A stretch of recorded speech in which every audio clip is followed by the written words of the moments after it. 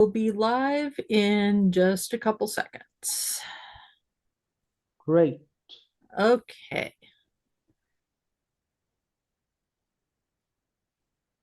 We'll be live. Okay, we are live. Very good. Hello, everyone, and welcome to Nerd Church, the place where on Thursdays we keep you up to date on what is going on in the Catholic Church.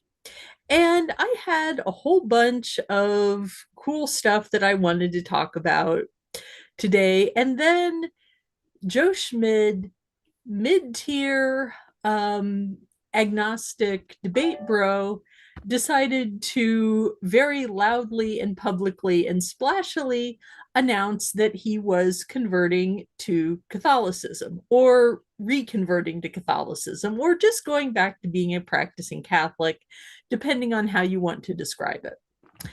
Um, I am joined by RJ, who actually was a friend of Joe's back in the day. And like a lot of people who knew Joe from the apologist circuit, or rather the anti apologetics going on to fight with Trent Horn circuit, um, is really surprised by this news. So we're just gonna dig into the Joe Schmid situation and explain who he is and what he's doing. RJ, maybe if you could just give us kind of a brief rundown about who Joe is, why this is a shock to people in the skeptical community, and maybe a little bit about your relationship with Joe. Yeah, so hi, I'm RJ.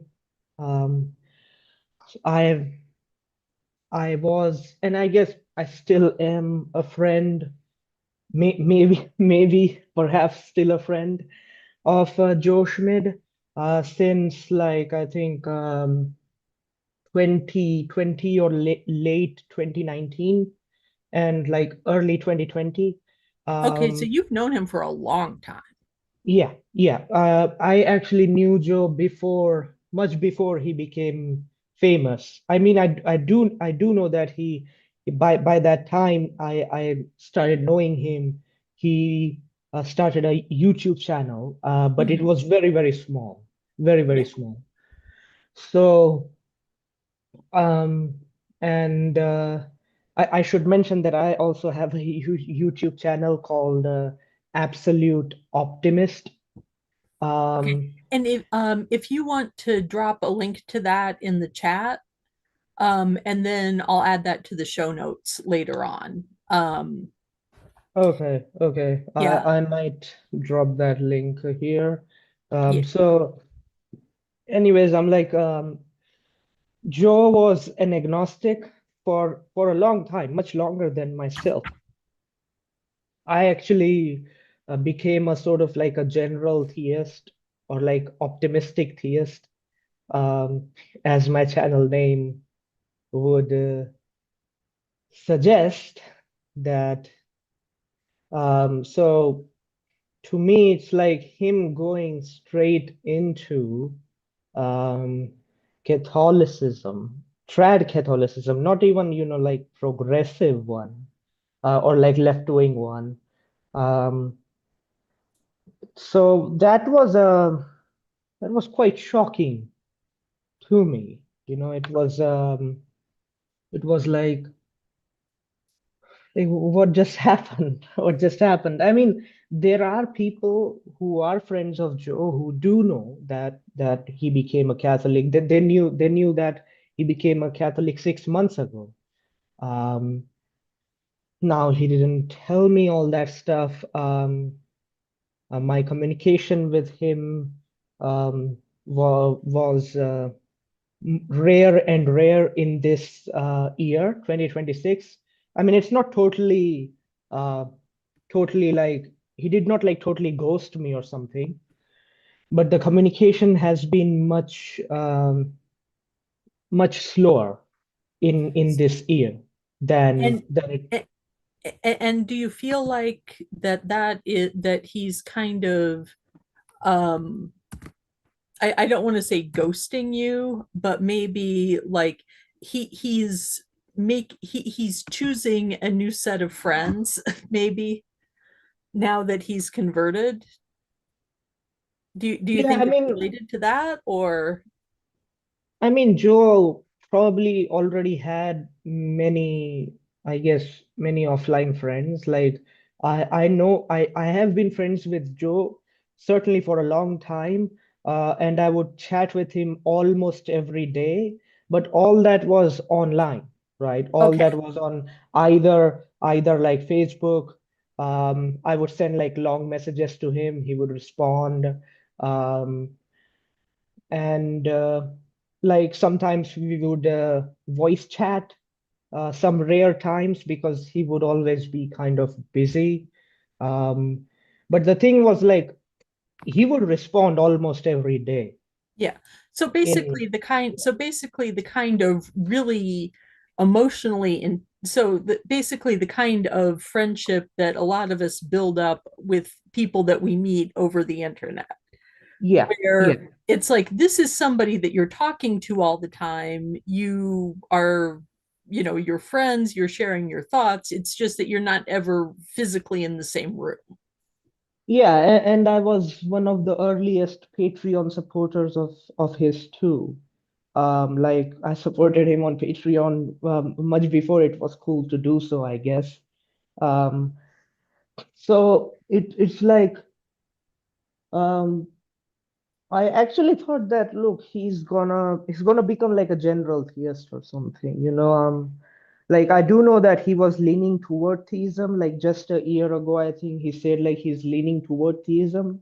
Mm-hmm. Um, but like to just go straight into trad Catholicism, conservative Catholicism, Yeah. where it's like he's doing this kind of oh, I would oh, I would take a bullet for like queer people, but Yeah. uh, but their marriage Yeah. Yeah. go- Yeah. I think that some of that, honest, like I think at this point, we might want to just turn to the videos and sort of yeah, let, yeah, and sure. sort of just like, because one thing that you can say about Joe is that he is prolific. Mhm. Over the past few days, um,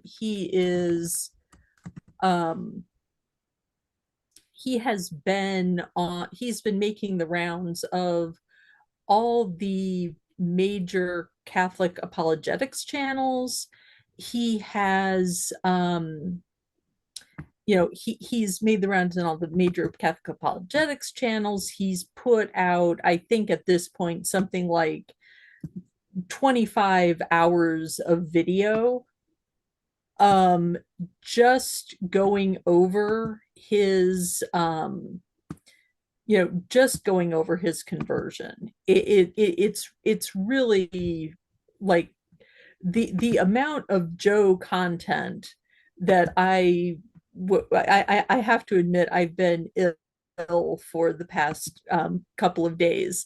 So I've basically been like laying in bed consuming Joe content. Um, so probably a little bit more than is healthy, if I'm being honest. Um, but okay, so before we get started on the videos, I just want to briefly explain for all the good people who might be watching this video, who is Joe Schmid? Okay, so Joe Schmid is a quite young man. He's about 25. He's currently in his fourth year as a philosophy grad student in the PhD program at Princeton. His undergraduate degree was from Purdue, where he majored in philosophy and minored in biology after having originally planned to be a biologist and just do philosophy for fun. And then he found out that, oh, wow, you can like do philosophy as a job. He's also been very active in online debate spaces, and actually was going on a lot of the Catholic apologetics channels and debating them either as an atheist or an agnostic. For a while, he's been kind of making cases against atheism. Um, so, and before that, he came from actually an extremely devout Catholic background. And I think that his like I have to say I'm approaching this not as someone who was, a big fan of his before he converted. I'm coming at this as someone who has academic training in religious studies, who's I'm kind of looking at Joe as a really interesting case study in what's going on in modern American Catholicism, particularly with this, kind of younger generation of very online male converts. Um, Normally on Thursdays, I've been working my way through J.D. Vance's biography because he's another example of this new generation of male converts. So that's who Joe is. So let's get into it. I'm just going to pop us into screen sharing. And this is his first video. Now, this is actually, this video is from 4 years ago. Um, this is, yeah, we want to start at like 8:30. Okay. Um, this is from about 4 years ago. So this is not so this is when Joe was still an agnostic, um and was publicly identifying as such.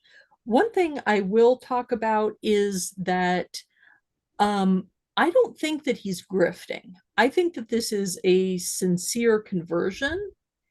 And I think that the way that he's been rolling this conversion out has been very smart and very carefully stage managed.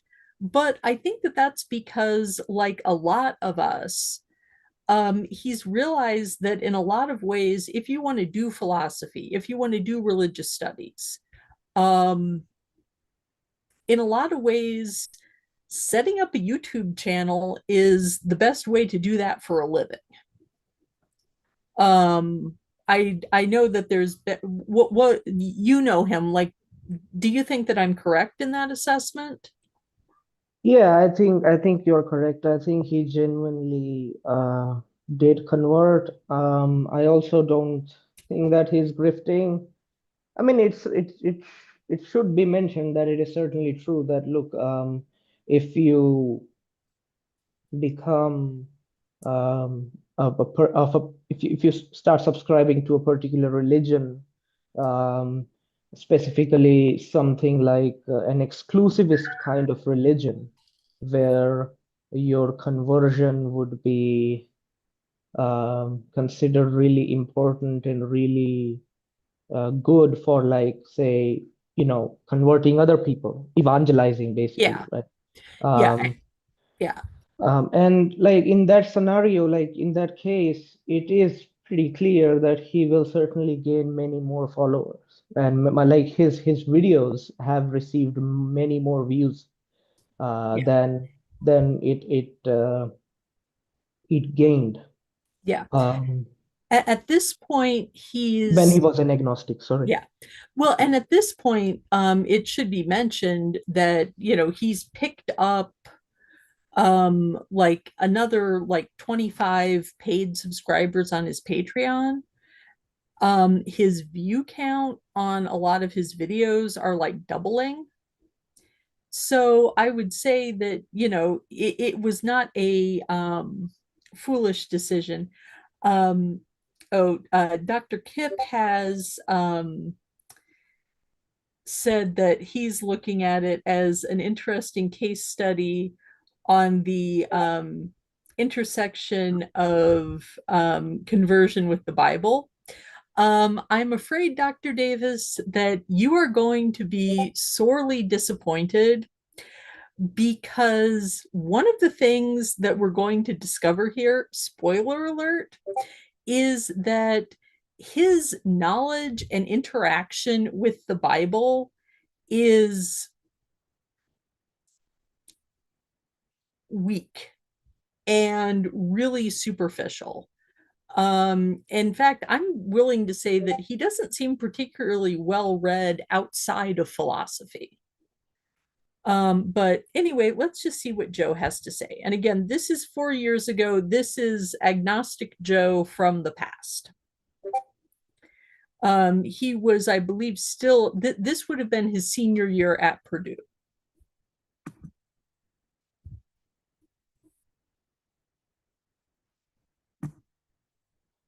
Oops.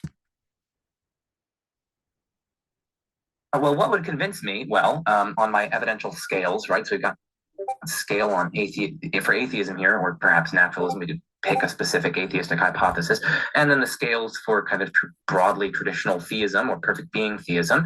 In terms of the evidential chips that fall on either side, well, we could either add more evidential chips for theism or increase the strength of my extant evidential chips for theism, or we could remove evidential chips for atheism or naturalism, or alternatively, decrease the strength of my extant evidential chips for atheism or naturalism. It's as simple as that. So basically, adding chips to the theist side, or taking away chips from the naturalist or atheist side, or strengthening the chips on the theist side that are already there, or decreasing the strength of the chips on the naturalist or atheist side that are already there. That'll basically do it. Generic Koala asks, nicely done. My question for you is, spoilers for everyone, he gets those chips. And the chips that he gets are almost and the chips that he gets are almost exclusively accounts of miracles and accounts of demon possession, which is maybe the worst reason to convert to a religion is miracle claims, especially if those miracle claims are coming from secondhand reports. What's your current feelings on philosophy of mind, and have you considered analytic idealism as a live option? So, philosophy of mind is exceedingly difficult with a proliferation of views and a panoply of quite complex arguments to consider. I guess I lean towards a very broadly non-physicalist style view, largely because of considerations pertaining to the hard problem of consciousness, that is, accounting for the felt qualitative character of conscious experience, sometimes called phenomenal consciousness. Also because of some really interesting arguments that Josh Rasmussen has published on. Now, which specific non-physicalist view do I accept? Well, now we're starting to get into like really iffy territory. I honestly don't quite know. I guess if you had like tortured me, like really tortured me, I don't suggest it, but if you tortured me and absolutely forced me to pick, I'd probably go with property dualism. I'd probably say that we're organisms. We are biological organisms with both physical and non-physical properties, and the non-physical properties are going to be those. One thing, the reason why I'm playing this whole big block quote is I think it's really illustrative of the way that he thinks about a lot of these issues. Because when he's talking about his theory of mind, you'll notice he's not making references to neuroscience. He's not making references to biology or theology or anthropology or even literature. It's all this whole host of sort of modern philosophers, and really focusing on these extremely abstruse questions and ways of framing things, but it's all happening like in an armchair. And I don't know. I mean, at least, I realize, RJ can maybe, defend the joys of abstract philosophy for us. But to me, like, I can understand why people like abstract philosophy, because it seems to me from the outside like it's a fun game. But Yeah.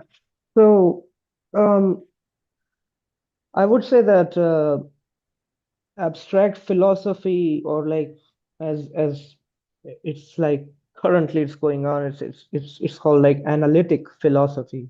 Um, and and the issue with that, James Fodor and like Nathan Ormond have pointed this out. Also, Lance Bush is another yeah, um, philosophy and I think psychology person.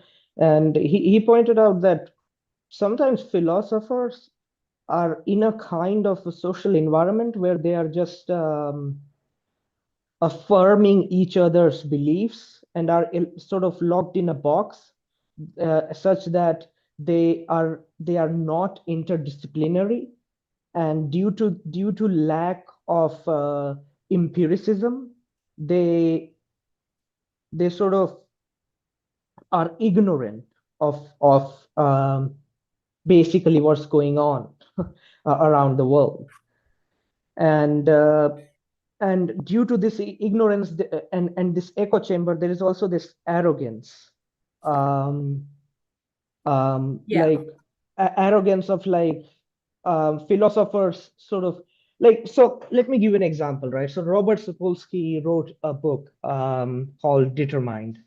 um, and Robert Sapolsky is like a neuroscience biologist, he's a respected guy in like Stanford University, a respected biologist, right? And philosophers like reviewed that book. It's on Notre Dame philosophy reviews. And the thing is, like, philosophers were like, this book does not engage with contemporary literature on free will. And I'm like, "E- e- it does not engage with analytic philosophy literature on um, on free will, yeah, right? But the thing is, like, Robert Sapolsky does present a lot of evidence against this particular view of free will that many people seem to believe in. Um, and like, interestingly, I also see that normal people are actually more confused by compatibilism, or regarding free will, that philosophers are like, oh yeah, compatibilism makes a lot of sense. yeah, But a lot of yeah, common people, when you ask them that determinism is true and free will exists, they would be like, um, what yeah. wait, what? Yeah, So exactly. It's like this whole they've created this whole world that may or may not like comport with the reality that, most people live in. yeah, it's sort of Um, like, it's sort of yeah, the thing with um that you are seeing from Joe right now. And even I think Joe of before. I mean, I should mention, like, when he was agnostic, he was still kind like Platonist, mathematical Platonist. So it's yeah, like the numbers are like actual abstract objects in a yeah, in a in a non-natural abstract realm that are like causally inert. yeah, Causally inert means that numbers cannot causally influence anything or anyone. yeah. Um, And that's so yeah, and that's one thing that I that and I'm glad you brought up the Platonic thing early on, because one of the threads that I'm going to be pulling at and that I hope that other people will pick up on is that Joe Schmid, in a lot of ways, like even when he was an agnostic, even when he was saying, I don't believe there's a God, I don't believe the Catholic Church is true, all this kind of stuff, he never really he never deconstructed. he never challenged the patterns of thinking that had been presented to him. He was just arguing against them. And I think that that's important. But anyway, I do want to hit play so that we can maybe get a little bit further. Okay, so let's see. Okay, actually, we're ready to jump to our next timestamp. 24.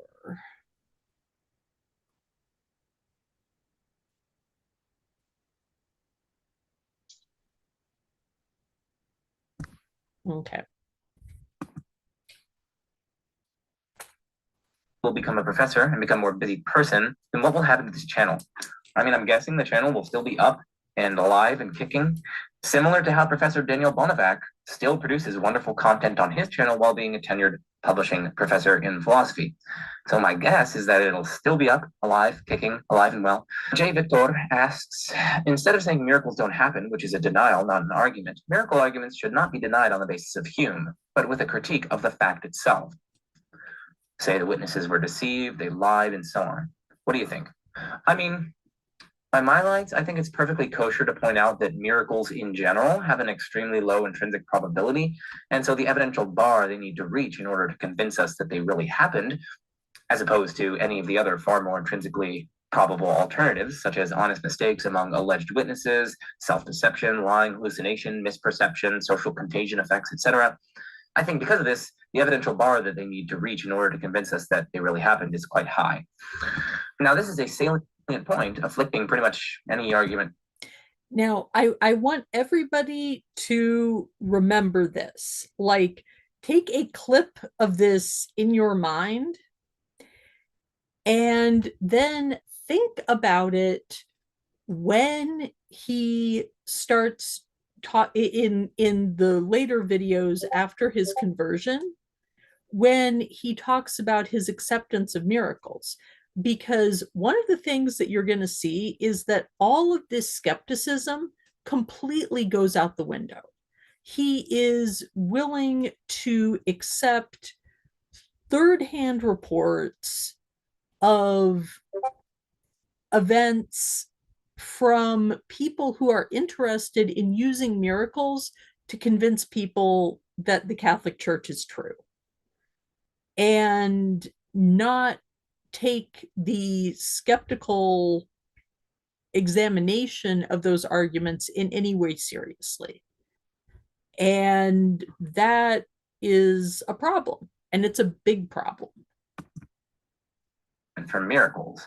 Of course, it doesn't show that no such argument could work, and it doesn't show that any particular miracle could not have possibly happened. It doesn't show that, right? But it does show that such arguments for miracles and such appeals to individual miracles are quite significantly hampered from the outset. They're evidentially hampered from the outset because they have a super high evidential bar, considering that the intrinsic probability is so low, especially in comparison to rival hypotheses that I mentioned earlier. Okay, so Lena, I think that's the name. Okay. Did you have anything that you wanted to say about his miracle claims? Anything else you wanted to say about his miracle statement here? Or do you want me to just skip to the next timestamp? Yeah, so like I pretty much like agree with his like Humean point that look, overwhelmingly in everyday life we don't see miracles happen. We have massive background knowledge that miracles like don't happen or don't seem to happen, such that it is plausible that miracles have very low intrinsic probability, very, very low. Yeah. And you need a very large amount of, I guess, miracle evidence to persuade someone. And I think even another issue I think Joe is, I guess, not pointing out is like, look, if someone does a miracle, let's say a supernatural, very powerful being does something miraculous, as in like, okay, this being literally healed amputated legs of like a large group of people in front of you, literally. Yeah. Now, he did that, but and after that, let's just say, people started bowing to him, like respecting Yeah. him. And after that, like this being says, I'm glad that you recognize that I am your Lord. And then tells people to, you see that village over there?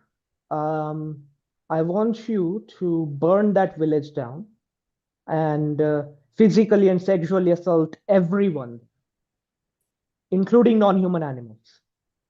Burn everything down and kill everyone after that. Like just Right. torture them to death, everyone. Yes. What Dr. Davis would be quick to tell us, it would be a harem offering. But anyway, move on. Yeah.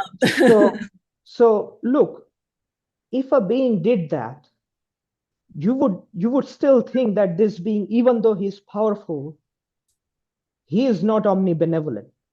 Like, let alone benevolent, normally benevolent, right?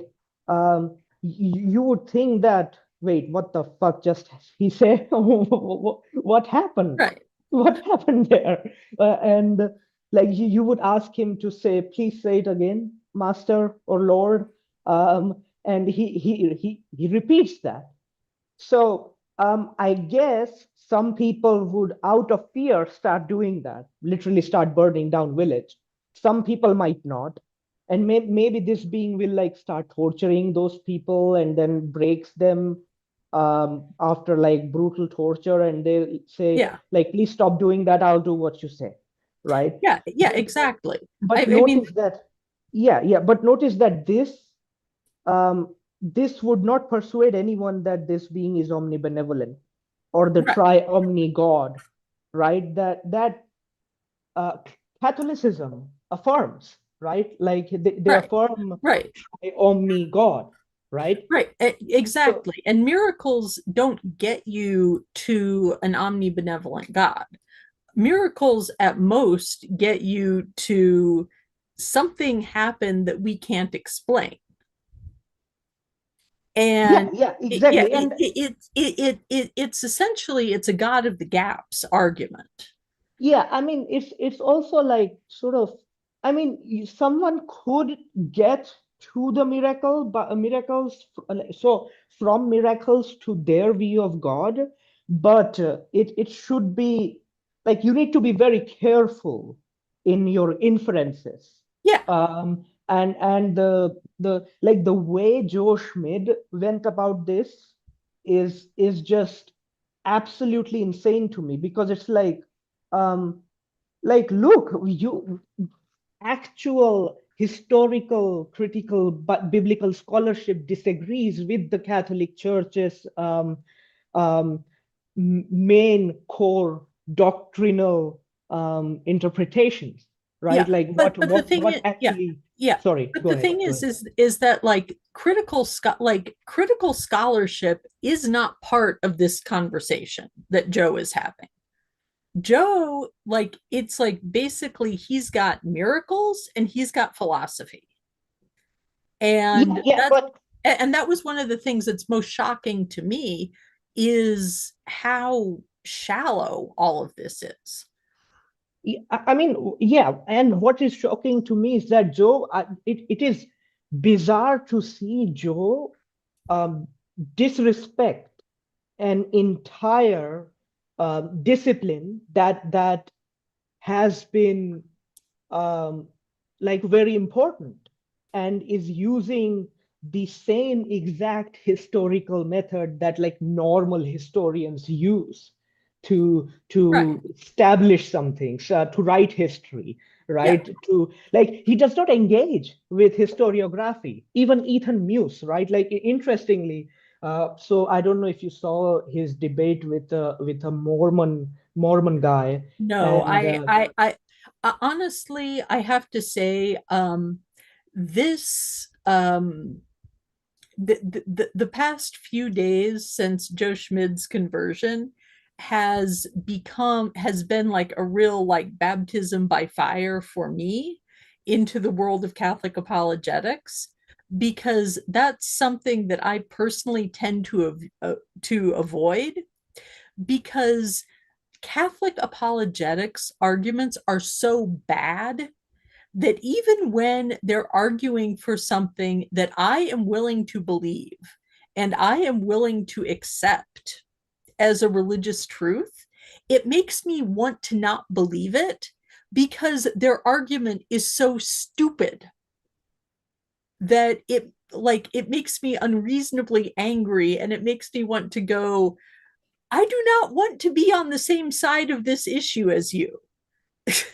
Yeah, yeah, and I mean, like, look, I could, I guess, understand like if there was some kind of discipline that had certain um, bad methods in like academia, right? Like their methods were not that much rigorous, but like historical critical method is like um, has been established for so long, and it has shown to be plausible, to be consistent with the data, right?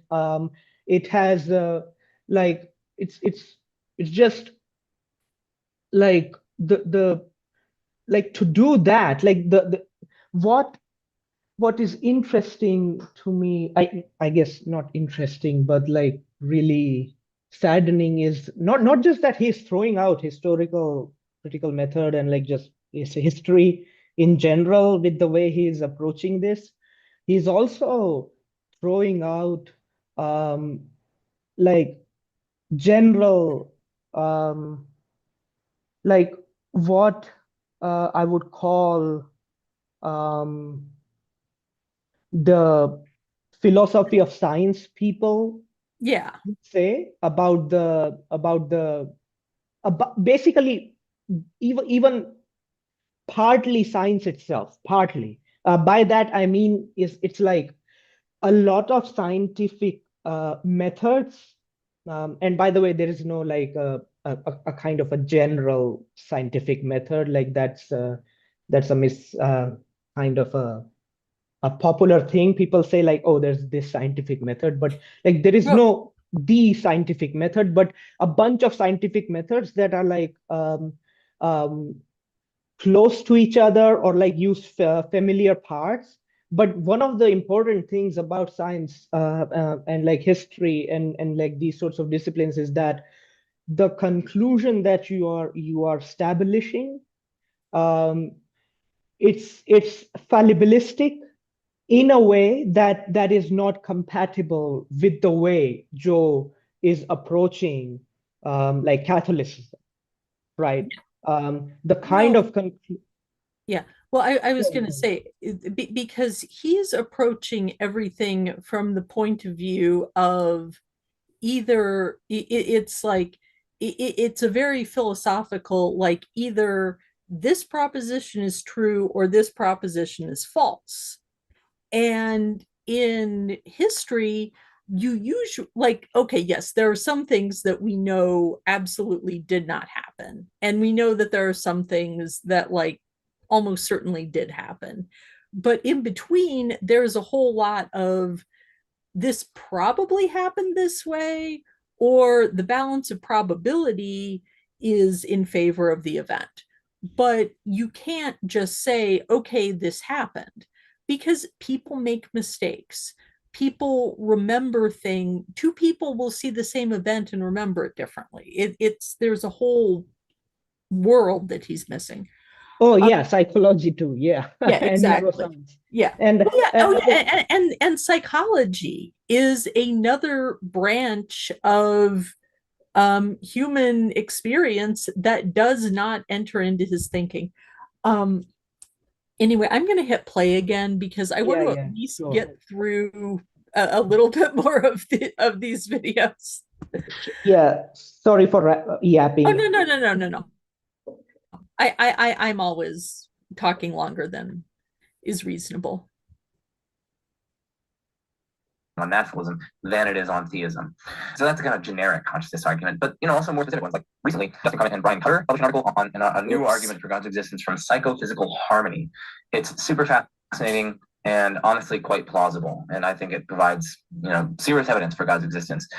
What about against God's existence? The most convincing. Again, there are several considerations here, but one of them is I've covered this a lot, but evolutionary animal suffering, right? the history of life on Earth is a bloodbath, and this is the very means or mechanism by which God brought about biological diversity in general and humans in particular, right? Just this predation, suffering, languishing, parasitism, death, all this sort of stuff. It's nature red in tooth and claw. It's animals ripping each other to shreds. It just seems so monumentally surprising by my lights that this would be the providential working of an omnibenevolent, omnipotent, omniscient God in the very creative act of this being, the very bringing about of humans, the crown jewel of creation and the biological diversity more generally, is just this horrific process. And that just seems so surprising. Hundreds of millions of years of this sort of thing. It's so surprising under theism, but it's nowhere near as surprising under a view on which the foundation of reality is indifferent to the flourishing and languishing of sentient creatures. Yusuf Ahmed asks, what does your credence for each major world religion look like? Okay. Um, he brings up the suffering argument, and that was really the main thing that, by every account that he has given publicly, was the thing that pulled him away from theism. And what's interesting and saddening to me is that he never comes up in the process of his conversion. He never comes up with an answer to that he personally finds satisfactory. He Yeah, just, I wanted to say, like, Joe probably thinks that that rather than Catholicism is true with like a certainty, he might think that Catholicism is probably true, but then he might take a Pascal's wagers view where it's like, hey, look, if it's probably true, then to stay safe, let's join Catholicism, yeah. I guess. And that really is a lot of what he's done, is he's just taken Pascal's wager.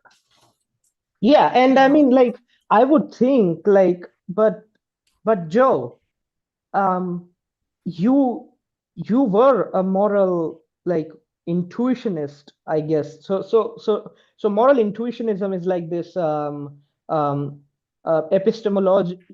It is in the field of like epistemology of morality. So, like, where do we get our morals? Like, what? So, and the issue that I have with like Joe, what recently what Joe has said to in at like Mad Frad, and even his own like overview, is that he is like submit to the magisterium, even if it says something horrible and insane given your moral intuitions. Yeah. And And but at the same time, like, it's submit to the magisterium when the magisterium is telling you um not to worry about the suffering of animals, yeah, or yeah, yeah. But the thing is that the magisterium actually does not endorse the suffering of animals, and has actually like adopted basically a position that, it's the, part of what humans are supposed to do is to alleviate suffering. um and so he doesn't focus on that part. Or, when the magisterium is telling him that, for example, in America, nuns are getting kidnapped off of the street, and this is something that you as a Catholic should be concerned about. um he hasn't talked about issues related to migrants. He hasn't talked about issues related to climate justice. He hasn't talked about any of the concrete things that the Catholic Church is asking him to do in the world in order to relieve suffering. He's yeah. just talking about suffering in this very abstract way. Yeah, and the thought the interesting thing about Pascal's wager is that like recently Christian philosophers like Elizabeth Jackson. Um, I guess not recently, the paper was in like 2021 or like 2022. They published a paper arguing that if you believe in like Pascal's wager, if it's persuasive to you, then you would get the most positive overall utility by joining Islam. Yeah. And Sunni Orthodox Islam. So like right-wing Islam basically. And I would think like I guess the reason for that is like the Bible is less graphic um, than than Quran, and so if you are like a right wing or like a traditionalist or like fundamentalist regarding Islam, there is a like you cannot do the kind of C.S. Lewis thing of like, oh, the gates of hell are locked from the inside, bro. Like, you Yeah. cannot do that. It's actual brutal torture, Yeah. according to the right wing um, traditionalist Sunni Orthodox view. So it's like even if Joe was like Catholicism is probable, but Islam is like maybe like 30% Well, probable. yeah. Well, and I would say that with Joe, I mean, like, and I'm saying this as someone who like is literally old enough to be his mother. As in, like, I have a child who is like less than a year younger than Joe.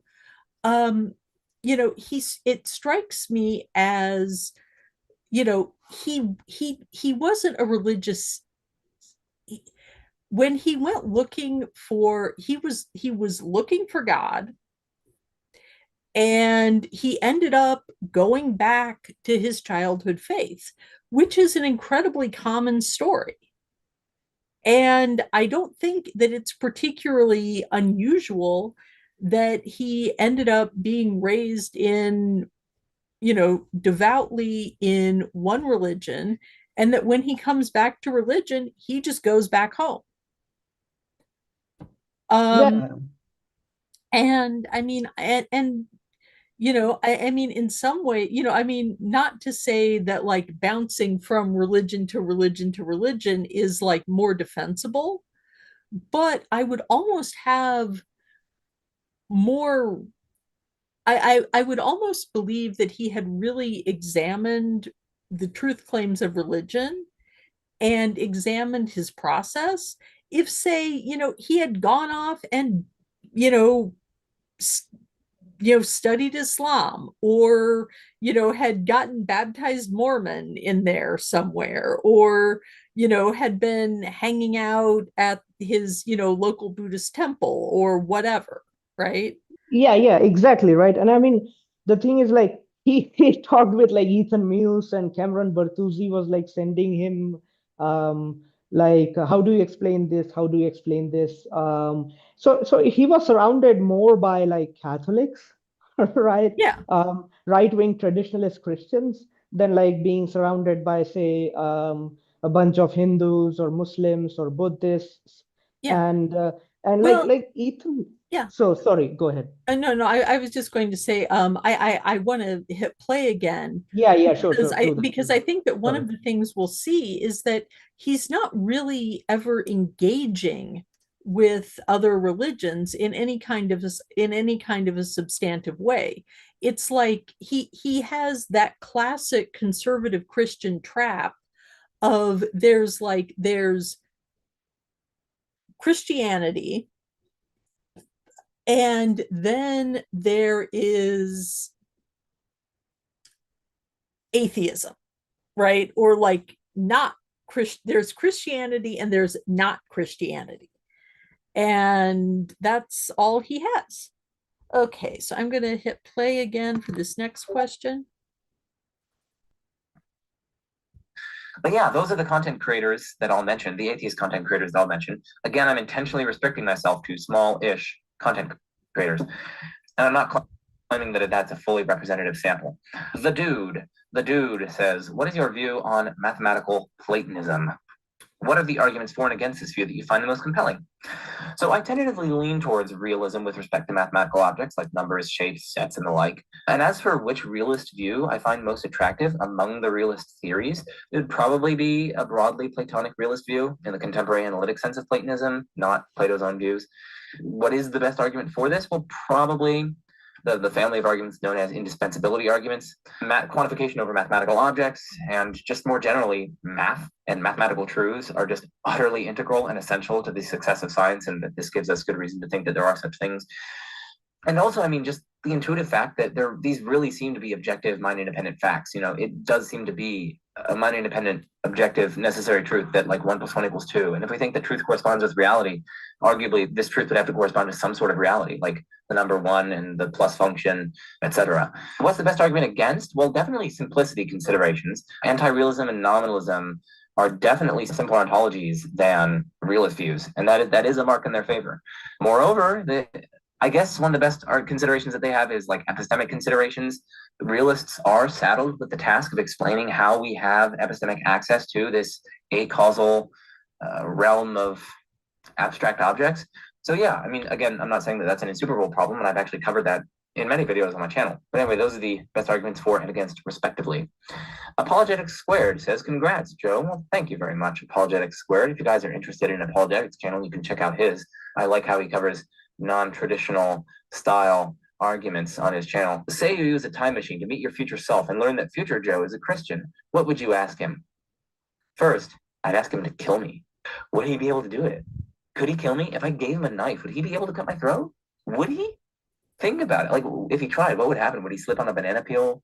Would he like miss? And would I be able to like just make fun of him that he just somehow he can't he can't kill me? I mean, just think about it. If he killed me, then I wouldn't be alive in the future for there to even be a future Joe to kill me, right? So he can't kill me. I just put in that part because I thought it was funny, and also because I think it's illustrative of just the really playful way that he approaches philosophy, which is probably a good thing because ultimately philosophy is an intellectual game. But also, I mean, he's playing. Yeah, but like, given the kind of traditional But I'd ask him to kill me, like just try. I mean, okay, maybe I shouldn't because he could significantly injure me. That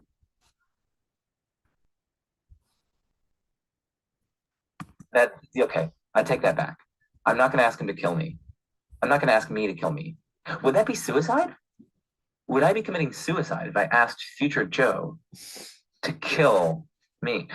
Okay, on to more serious questions. Firstly, of course, why are you a Christian? Do tell.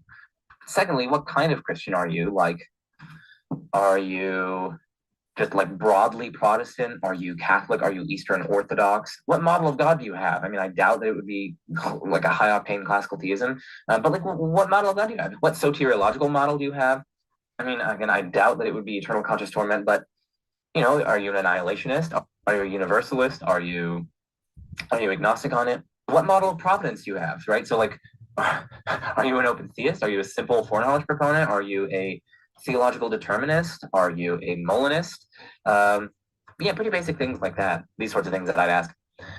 Asks favorite quantum mechanics interpretation. Congrats, by the way. Well, thank you for your Okay.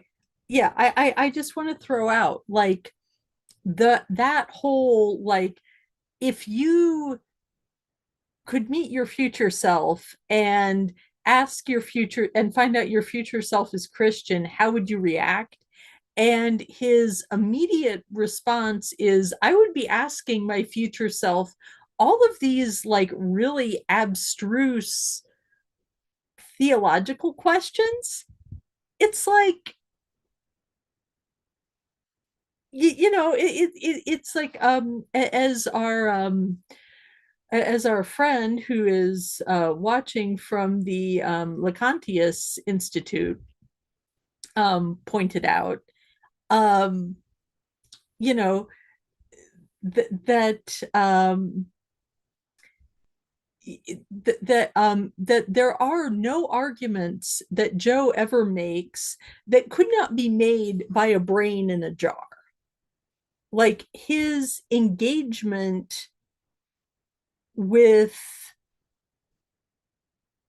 anything outside of this very small, very comfortable world that he has is almost non-existent.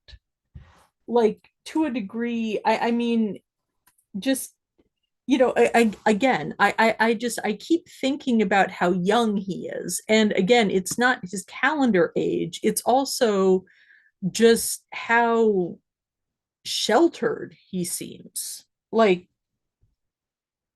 I don't know, maybe I'm just old, but like even like my kid who is about his age, has just I don't know, is a lot more grown up. I don't know. So, can I say something? Oh yes, of course.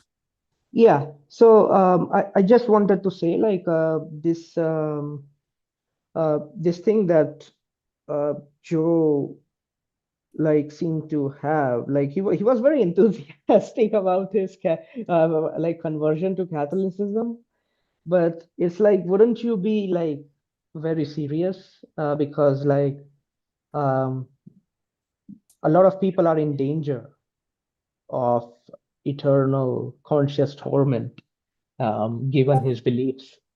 So it's like, Yeah. why was he like so um, like excited, right? So Yeah. optimistic, I guess. Well, and I think that it's just because it's like and I think it really is just that now he wanted an answer, and now he has an answer. And he doesn't have to worry about, is his answer good, bad, or indifferent, because he's confident that his answer is right. And that is just so um just so profoundly weird to me. Yeah, yeah, dumb, Yeah. dumb. Okay. Yeah. Anyway, Okay, let's go. Yeah, I'm going to hit play again. yeah. Super interesting and deserve further research. So anyway, that's just a brief lay of the land of some arguments for moral realism. Muhammad Shahed Khan Shawan asks, congratulations, dude. Question on a contingency argument. Why do you think that there is a gnat around me? I'm sorry. I'm frustrated because there's a gnat just flying around here. Question on the contingency argument. Why do you think that it's weak to go from a necessary being to God? Well, mainly because the extant stage two arguments are, by my lights, quite unconvincing, and because there are boatloads of respectable naturalistic and indeed non-naturalistic but non-theistic accounts of a necessarily existent concrete foundation of reality. You can see, for instance, my video, 20 Cosmological Arguments, an Analysis. Matthew Lavagna asks, do you pray to God regularly as a hopeful agnostic? So I'm not entirely sure what counts as regularly, but I do make conditional prayers of the form something like, God, if you exist, such and such. For instance, God, Can you just pause there? please help I just me to heard cultivate a name intellectual moral virtue. that yeah. So Matthew Lavagna, right? That name. So Matthew Lavagna is another person who is like has been like quite recently um, friends with Joe. Maybe Matthew Lavagna was also the one who was along with like Cameron Bertuzzi and Ethan Muse, so like Mm-hmm. sending Joe these like miracles, like please explain this miracle, Joe. Please explain this miracle, naturalistically or something. So I just wanted to mention like so Matthew Lavagna has been like looking with um, has been into like philosophy of religion too for a decent amount of time, and I guess he knows Joe for a decent amount of time too. I just want to Yeah. say that you can, Oh yeah. yeah. Thank you for mentioning that, because I know I don't know who a lot of these characters are, and I'm sure that a lot of people that are watching this stream don't know either. Um, and so again, this is all about educating people about what's going on. One of the things that and actually what you brought up was some, Ethan Muse, who's a Catholic apologist who's getting a lot of attention right now, um, is also another really recent convert from atheism. And and as I was talking about a couple weeks ago when I was going through a report that had been done on Catholic converts, there's about 20% of Catholic converts that are like going to OCIA classes are in this like, group of like, young 20 something, early 30 something guys who are getting converted online. And a lot of them are coming out of these like internet atheist kind of spaces. And, this is something that if you, that when you read that Archdiocese of Chicago report, they're worried. And they're worried because a lot of these guys have really rigid, really rigid, heading towards like traditional Catholicism, end of the spectrum attitudes. And that is something that people are having to deal with in OCIA classes right now today. Um, and I would also, just the reason why I was playing the clip about his prayer life, right? You notice that this is 4 years ago, right? This is before he had really started his reconversion process. He's still identifying as an agnostic, but little brother has a pretty good prayer life, right? Like if you're praying even conditionally, God, if you exist, please do this thing. This isn't someone who has abandoned belief. This is someone who has taken a step back but the only thing that he's not sure about is whether or not he wants to believe that that God exists. He's not considering the possibility that maybe the way that my parents talked to me about God was inaccurate.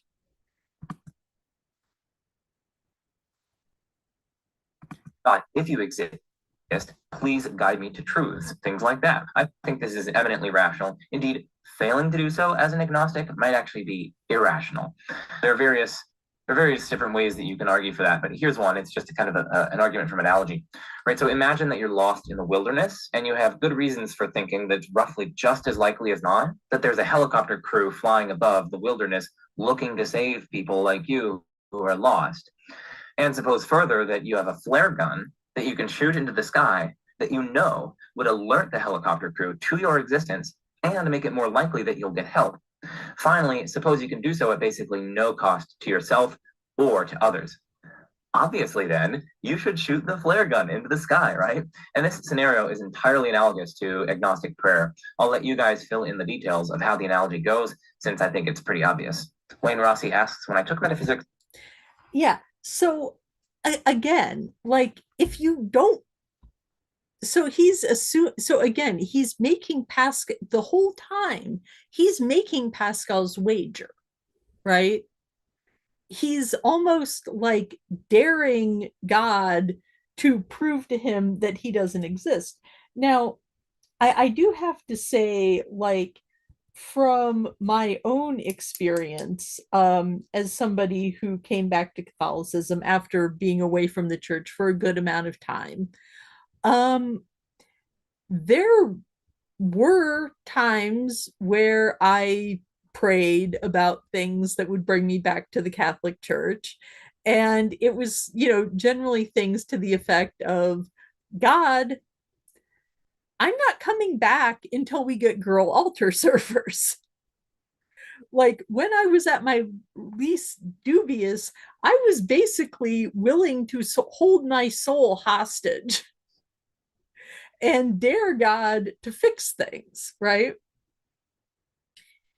And again, not something that Ethan thought of. I don't know. Um, maybe I'm just too old and too cynical. I don't know. Okay, and now I'm going to jump forward quite a bit because, okay, where were we? Okay. Mendes Ramsey's the second or whatever, who you just heard as a little clip in the video that I just played, they have a panel discussion on the transcendental argument for God and presuppositionalism and so on. And I thought that it was an illuminating panel discussion. So check that out if you're interested in substantive criticisms of the argument and of presuppositionalism. And finally, check out Alex Malpass's blog, useofreason.wordpress.com. He has a blog post called The Problem with Tags. So check that out as well. Andrew Cooper says, how about some drama? Most overrated philosopher, in your humble opinion? Well, I mean, are you asking about contemporary or historical philosophers? I guess I'll choose historical because I can. Now, I'm tempted, right? I'm tempted to say Aquinas. Don't get me wrong, I rate Aquinas immensely highly, and his intellect is far greater than mine will ever be.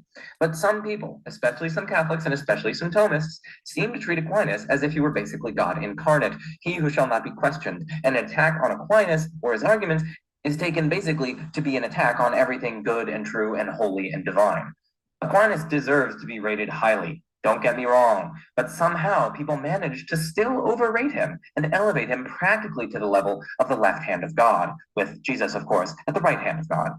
I mean, I'm quoting this at length because, again, what he is saying about the for people who don't know who Thomas Aquinas is, Thomas Aquinas was a very important Catholic philosopher and theologian who was active in the 13th century.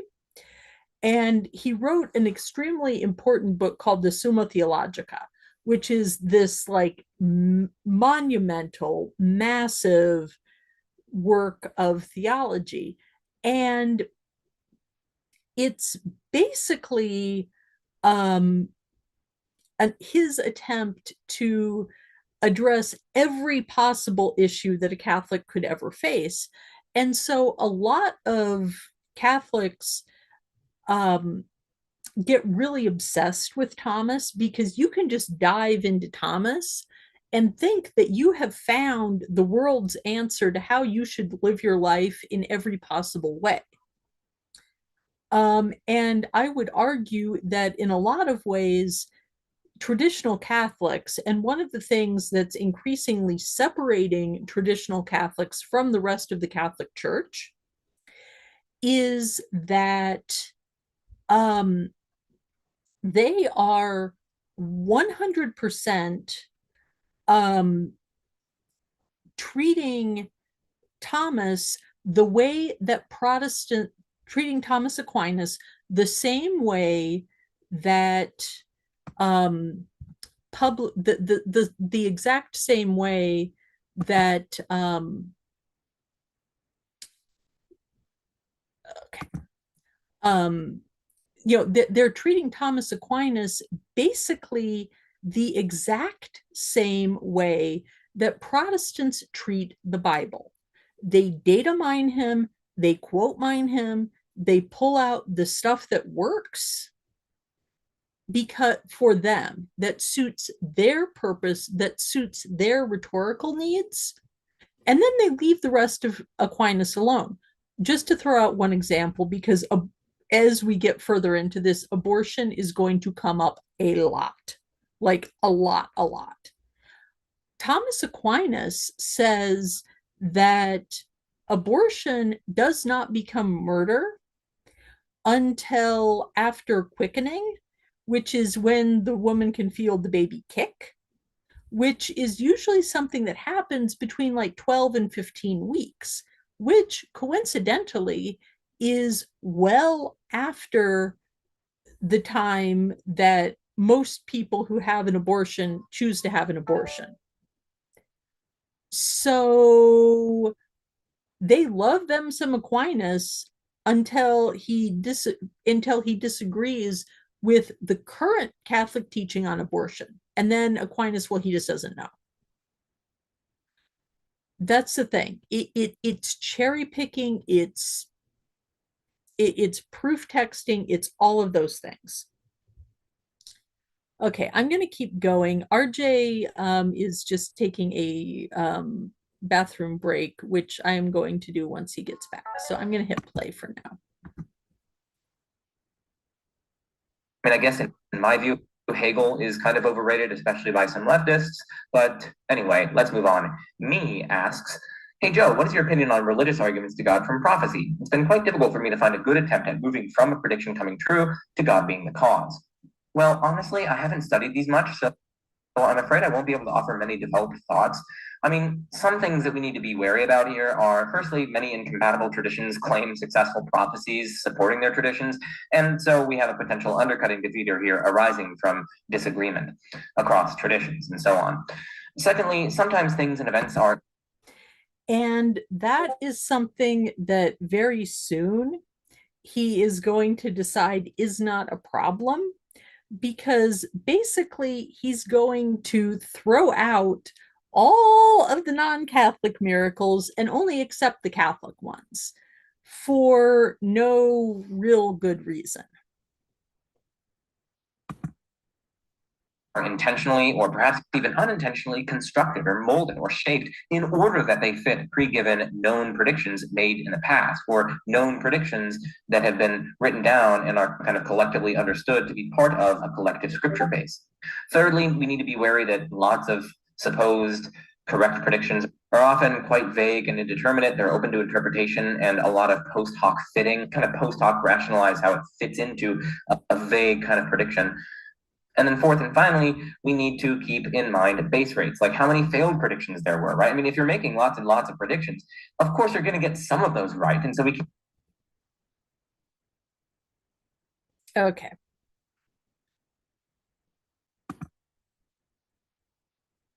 From. Okay, I'm pausing there and jumping ahead to my next timestamp. And I just wanted to highlight there, again, it's the it's the lack of criticism, it's the shallowness of his engagement, right? Because the thing with prophecy is, first of all, it's, what is your criteria for a prophecy? That's fair, right? But he also doesn't engage with any of the causality issues that surround prophecy either. So, like, for example, one of the things that comes up in Catholicism in regard to prophecy, and this is something that Touch my videos in tremendous depth before putting them out. That is actually like really significant when you get into some of the discourse around the prophecies at Fatima, for example. And this was something that Pope Benedict XVI was really into, is the idea that essentially prophecy, sometimes if a prophecy doesn't happen, it's because, like, basically God said repent and people repented and therefore it didn't happen. Which, I have to say, as like, yes, that does sound like pure and hilarious cope, right? But if you're accepting like the entire worldview, that's actually a fairly creative and at least like intellectually defensible way of thinking about failed prophecy, right? Um, and it's just not something that we're necessarily appreciating to I think sufficiently, and I don't think he's doing it either. Okay, I'm going to hit play. I'm going to run to the bathroom, and then it should be at a point where actually no, I'm just going to stop. I'm not going to make you do that. I'm just going to stop sharing, and you just talk to the good people about whatever you want to comment on, and I will be right back. Sure.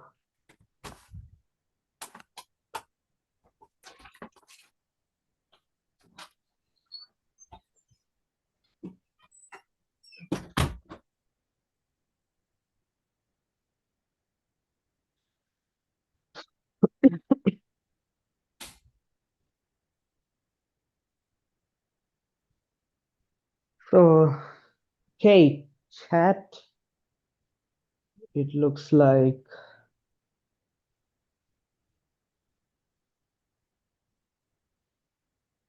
I'm going to yap, I guess. I hope people are not bothered by my yapping.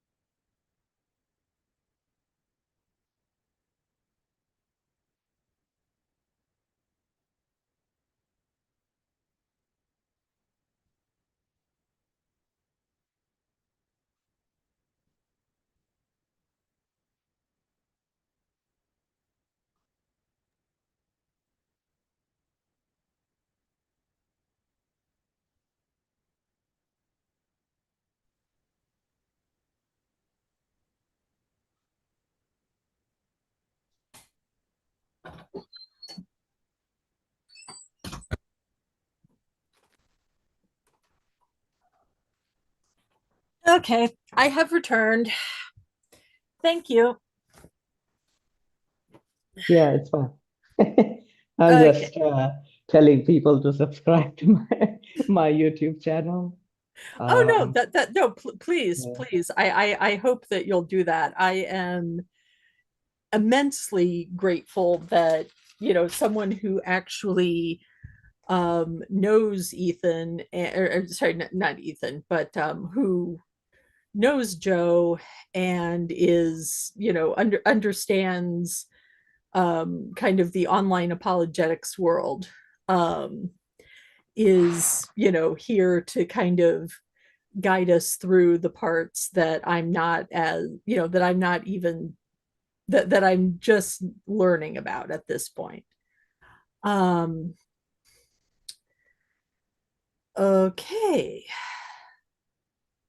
So I'm going to go back into screen sharing. Sure. Okay.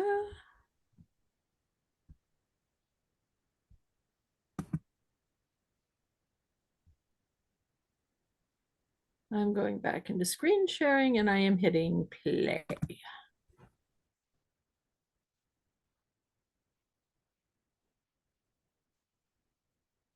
Lots of them are based on my literal peer-reviewed scholarly research that has been published, right? So that's what I tend to put the premium on. But I also, if I could change things, if I had more money, if I had a stable full-time job, for instance, I'd also be putting in much more effort into a good mic, camera, lighting setup, and the like. Now I am improving, so yeah, we're on the upwards trajectory. Yeah, I would just say pay attention to those sorts of things; they make a difference. Finally, emphasize quality over quantity. As I was just mentioning, I like to research in a lot of depth before making a video so that quality is prioritized.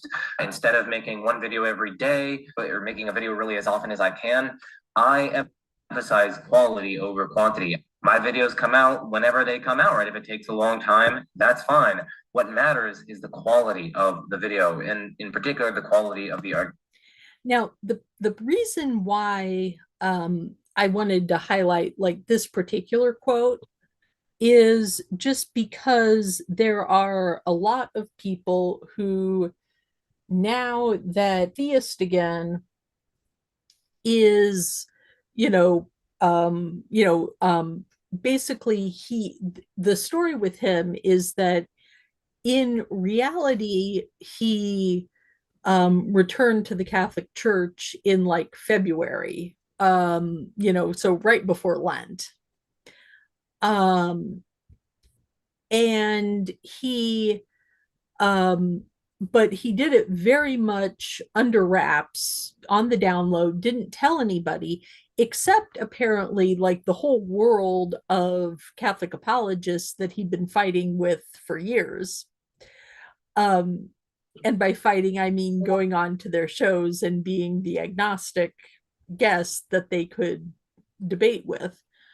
Yeah, um it's like it's like his yeah, standard became so low compared to what they were, right? Like yeah, look at what he said. Like I'm very careful, quality or quantity, and it's like what happened, man? You are yeah, going yeah, like exactly.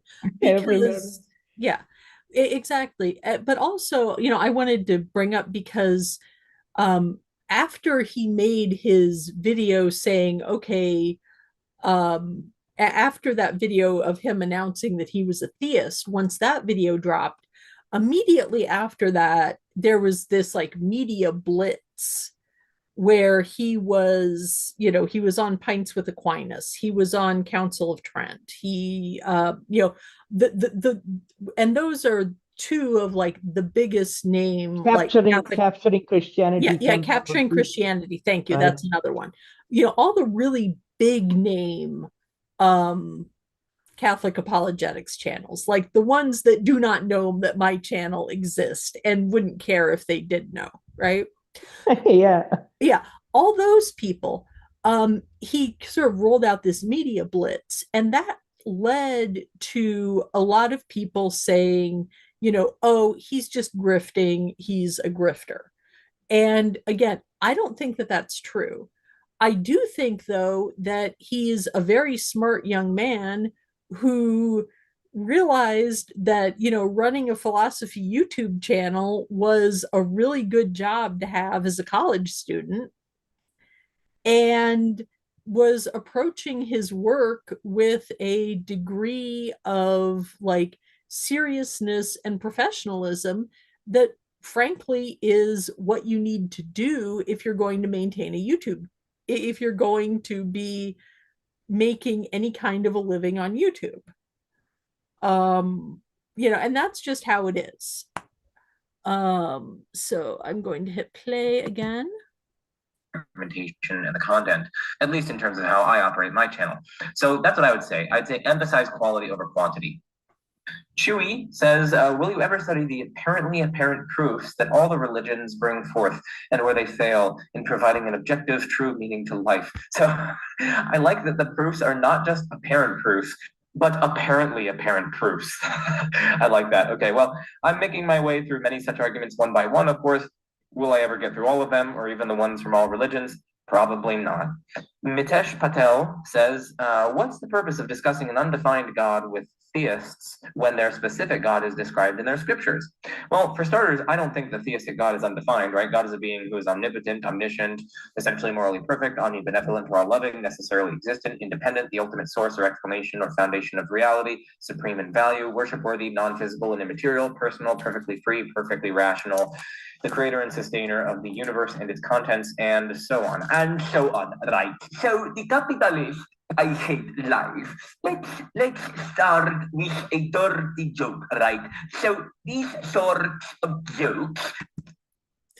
Okay, RJ, I don't want to like appear to be white knighting, but is that accent as offensive to you as it is to me? I mean, it's I guess um nah, I think I'm fine. It's like but like it's to me it's not that funny, I guess. It's like yeah, Yeah, whatever. yeah, Right. it's like he's doing a silly voice for the sake of doing a silly voice. And again, I'm just saying that when somebody is, when your last name is Schmid, you know, when you are that white, maybe be a little bit careful about the racialized humor. Like, Well, I guess it's from like Slovak Zizek, right? yeah, So yeah, I guess he's Eastern European, and I mean, I personally don't get hang-ups regarding this specific stuff. To me, what is like more important is his horrible views now, because I yeah, think this sort of thing that right wing does, where they would like do civility politics, where like, oh, I did not say the slurs, racial slurs, or like homophobic slurs. I'm just saying that lesbians will go to eternal hell if they right, stay lesbians and like married to each other right. and do But not I'm repent. exactly, but I'm very polite about the way that I tell you this, right? Yeah, I yeah, mean, yeah, yeah, so that makes all the difference. Okay. yeah. But, and I just want to, but again, the way that he has, it's like he's saying, okay, I'm a Christian, right? Or, or in this case, he's laying out his description of what he wants, um of what he thinks God is. And I would just like to note for the record, um that how many of these things come from the Bible? Not that many, right? This is all philosophy. Okay, I'm gonna hit play again.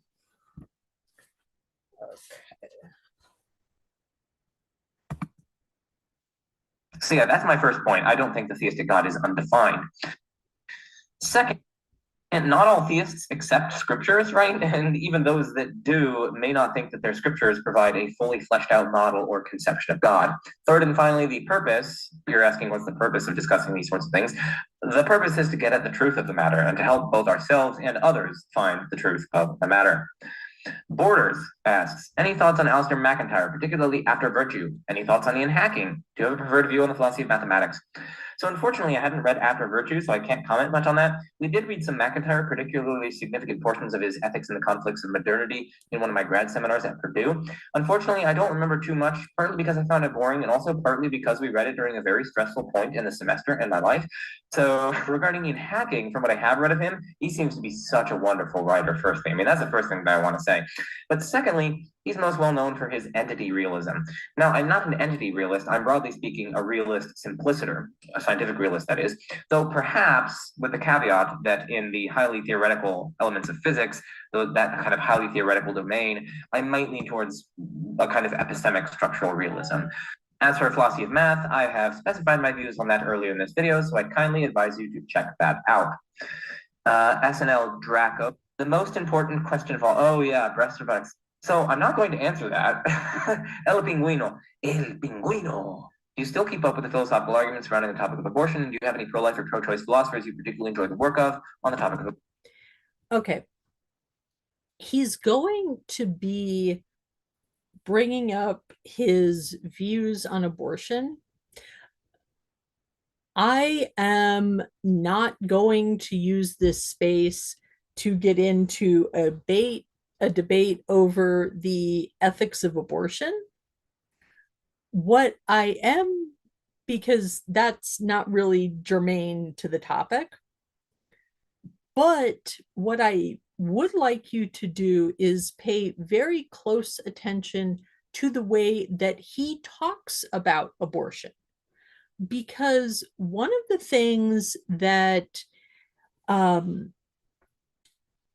because you'll find, because, well, I'll just play it and let you hear what he says.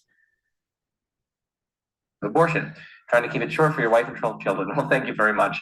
So occasionally I will read recently published stuff on abortion, such as the stuff on the impairment argument for the immorality of abortion and the exchanges happening there between my friends Perry Hendricks and Dustin Crummett. But for the most part, what I keep up with is the literature on stuff that I actively research and publish on. So that's like philosophy of religion, metaphysics, philosophy of time, etc. And applied ethics is, of course, outside of that domain. Nevertheless, I do enjoy the work, occasionally when I get to look at these sorts of things. I do enjoy the work of pro-life philosopher David Hirschnoff, and I found some of his arguments to be, at least reasonably plausible. And as for the pro-choice side, I think the most formidable proponent of the pro-choice view is probably David Boonin. Bigfoot asks, what is your political philosophy? Well, I responded this in my 3K AM. Yeah.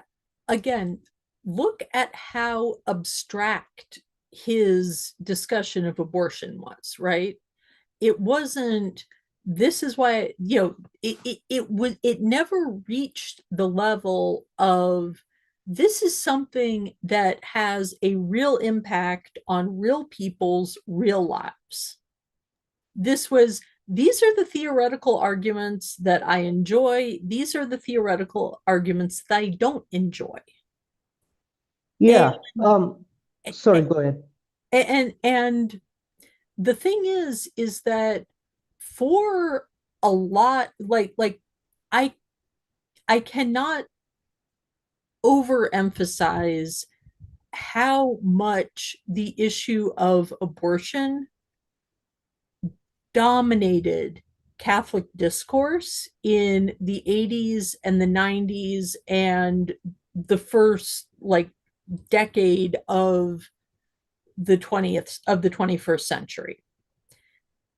And it's really evident that he never really, and for a lot of people, when they left the Catholic Church, or when they stepped away from the Catholic Church, or when they just decided that they didn't agree with the magisterium of the Catholic Church about everything, that issue was abortion. So the fact that he left the Catholic Church and still remained anti-abortion tells me that there was a degree of self-examination and of introspection that he never really did. I don't know, RJ, did you speak with him about this? Was this something Yeah, that yeah, actually, we on Facebook we had a pretty heated debate in the private Facebook messages. It's like so I'm pro-choice, right? And like one of the things that I did as like I guess research is like even Augustine and like as you said like Aquinas, they were not as pro-life as like modern day Catholics, or like the ensoulment happens at the conception. So it's like there was always this disagreement, and then like the New Testament and the Old Testament do not seem to condemn abortion with the, I guess, same intensity as like same sex. So it's sort of like strange to me. And then when he would talk about like these arguments, right? Like, so I'm totally cool with like engaging with abstract philosophy, concrete philosophy, empirical philosophy, like everything. I'm cool with whatever people throw at me, as long as they are clear of what they're saying. So this was the thing that always kind of like bothered me about him. Like he seems to be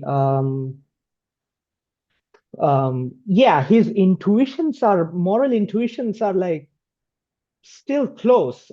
Sorry, were still close to Catholicism, even though he left Catholicism, right? He would not. I mean, I guess eventually, like by the time of 2023 and 2024, he did upload videos with like Dustin Crummett and like Amos Wolin, heavily criticizing the natural law ethics. Mhm. So I guess he did move away from the more um, victimless, I guess, sexual ethics, right? But in regards to abortion, he's like,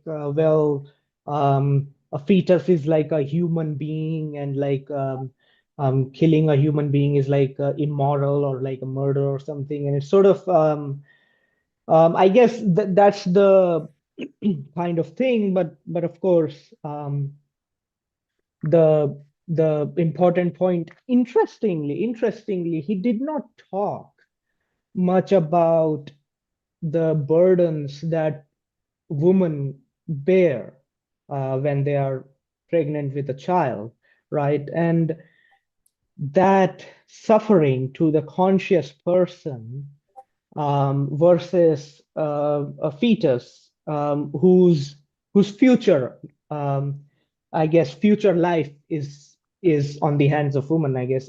But future life is like, okay, there is all sorts of, identity arguments, like abstract issues with that stuff Yeah. about like expected utility in the future, right? So um, it's like you kind of probably should um,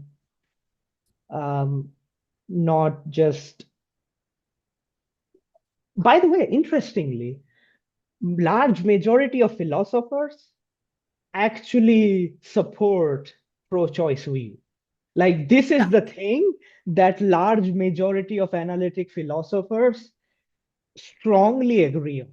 Almost a consensus, like 81, 82% of philosophers support the right to abortion. And 80, like they support the view that abortion is permissible, right? Morally permissible, legally permissible.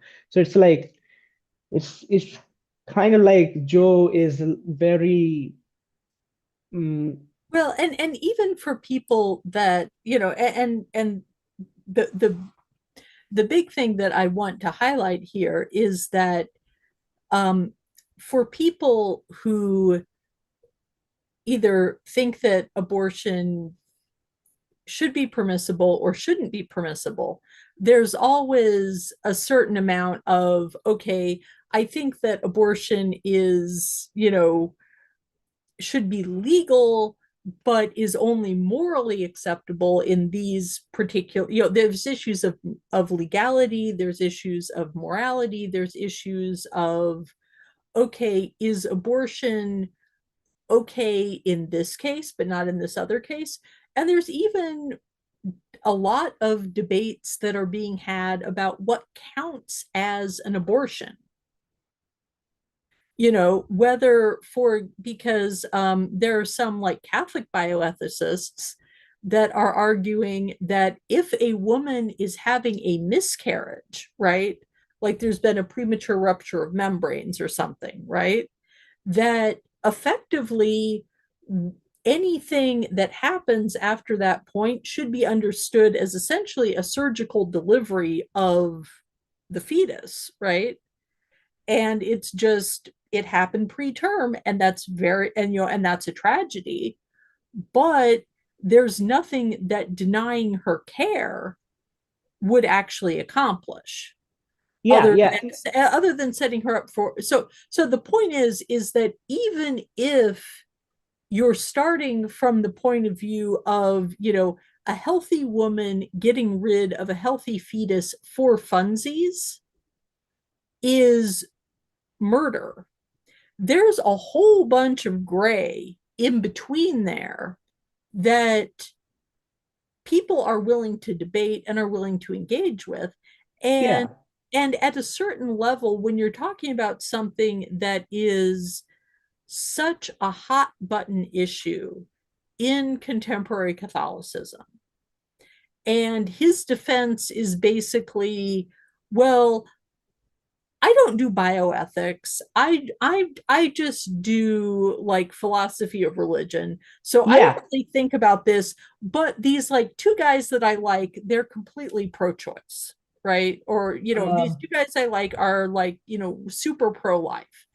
It's like, again, it's the shallowness of yeah. And his I, process that, I should I want to jump here. I got like excited here because look, So he mentions Perry Hendricks. So Perry Hendricks is like pro-life. Dustin Crummett is pro-choice. But interestingly, like the kind of epistemic humility that he is doing here, where he's like, ah, man, I mean, I don't know, that's not my field, man. Like, why would he not do it with like a modern critical Bible scholarship? Why would he not do with like miracle research? Right? Yeah. Because it's like so many different fields and disciplines are like interacting when we are talking about like miracles, right? Because you have physics, you have neuroscience, psychology, you have depending on what kind of miracle it is, we are getting into specific field of physics, right? We are getting into even like photography, Well, right? So yeah, or even just the fact that, he major, he by his report, majored in biology. yeah, biology. Well, the thing is that, in some of these cases, in some of these cases of miracles, we actually have like things like pathology reports. Well, presumably he knows enough biology that he could educate himself to the point that like he could read some of these pathology reports and actually understand what the heck, like, and actually be able to evaluate the evidence. And he's just not interested in doing that. Yeah, and by the way, Joe Schmid has published multiple papers in like respected philosophy journals. And I think as I think I think he probably knows that in journals, like when someone publishes a paper, you don't just immediately like, oh yeah, that's absolutely like a knockdown refutation or something, or even like a very overwhelming evidence given that paper, unless that paper is sort of like a meta-analysis or like a meta-review that just summarizes the current trends in literature, right? So Yes. it's like he would know how it is very premature to jump on at the conclusion that yeah, it was a real miracle, um, and so it's just very premature. And I think James Fodor also made a criticism video of Joe Schmid where he said a very important thing, which is that the approach of eliminating hypothesis rather than comparing explanations in a way where we distinguish explanations that are consistent with the hypothesis or the explanations or evidence that is in favor of a particular hypothesis. And it's just like Joe is doing the kind of epistemic mistakes that's just so unlike him. Yes. It's very strange to me, right? That Yeah. yeah. Sorry, go ahead. Okay. No, no, you're fine. I was just gonna say I'm gonna hit play again. Yeah, yeah, AMA video. It was one of the earliest questions asked therein, so I recommend checking that out. Also, whenever I recommend my pre-K AMA video, click on see more in the description, right? Because in the description I put all the timestamps. What are your top 5 favorite movies? So sorry, I don't really watch movies all that much. I don't quite have the time, but I do have a favorite movie, namely The Arrival. I really like that movie. Ty Meloff says, "Congrats! This seems." And yeah. again, yeah, Pause there. yeah, yeah, yeah, and I just had to throw out there, like, I mean, The Arrival is a perfectly nice movie, but again, like, we're talking about like a young man in his like early 20s at this point, right? And I can, I mean, and yeah, I understand, when you've got a lot going on, keeping up with popular culture can be difficult. Yeah, yeah, But the fact that, like, this is, like a young man living in America in well, this would be what, 2022, and he can't like just go, okay, top 5 movies, go. That's weird to me, Yeah, right? and I mean, he says he doesn't usually watch like movies or like TV shows. I think he also says this about TV shows too. So it's like, wait, like art does reflect some of our strongest moral intuition, storytelling, Exactly. right? So Yeah, it's like, exactly. It's like he's not it's like he's not reading literature. He's not he's not reading literature. He's not listening to a lot of music. He's not, there's just this whole world of human experience that that he's I mean missing. that I Yeah, mean, okay, and if that doesn't, and like if that doesn't interest you, it doesn't interest you, and that's fine, you yeah, know. yeah, But yeah, at the same time, it's like I'm just the more I listen to him, the more it's like this is a guy who just like needs to get out there and touch some grass. yeah, Um, yeah. And you I mean, know, I guess it's like, um, so there was a time when like I asked him like what movie like made you cry, and I think he said like, I don't remember the particular movie, but he did say like there are some movies that did make him cry. And I think he said that he doesn't watch too many of such kinds of movies which have very sad moments. So I would always think that, but look, if you do not do so, here's the thing, right? Sometimes, like this kind of experience that we have of like TV shows, movies, music, art, where we sort of visually seeing something, not just abstractly thinking, right? yeah, But we visually are there. We are like viscerally seeing what's happening, and that experience is much more um, close to the empirical reality, to the real life, than this abstract thinking. And yeah, given that he did not do all this stuff, right? Given that he did not like watch a lot of movies or like get into like some TV shows or like shield himself from these sorts of um, deep sadness, tragic movies, or movies which have like sadness, deep sadness between the high points, right? Like kind of like happy ending in the end, but the middle part is very sad. And by shielding himself from that, I think he's able to easily intellectualize his conservative right-wing traditionalist views yes, because it's not in front of him. The suffering, the pain, it's not yeah, in front of him, right? So it's easy for him to do that. And that's the thing that that I think initially I didn't think of it much, like, okay, maybe he's not interested, whatever, right?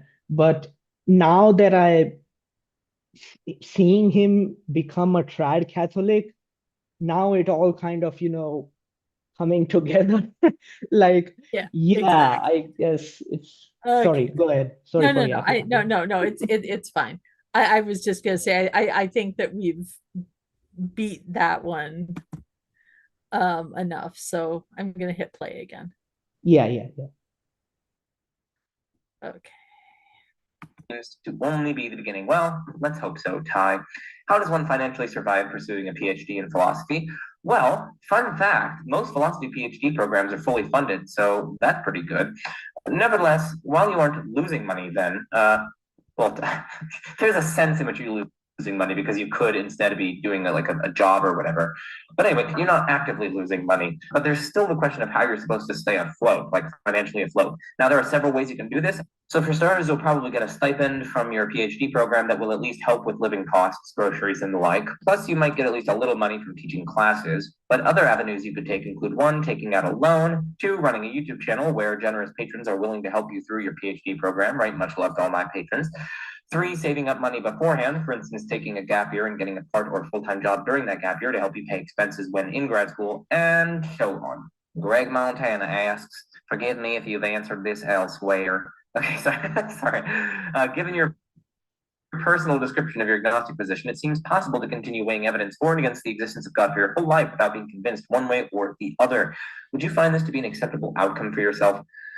So it is what it is, really. I mean, philosophy and truth seeking more generally is hard. It's really hard. Ultimately, I'll simply follow truth and justification where they lead. For me, that's the most intellectually Pause respectful there option and available. pause there because I I mean, think he listen, said I something. hope God exists, Sorry. of course, right? I Right. hope this broken.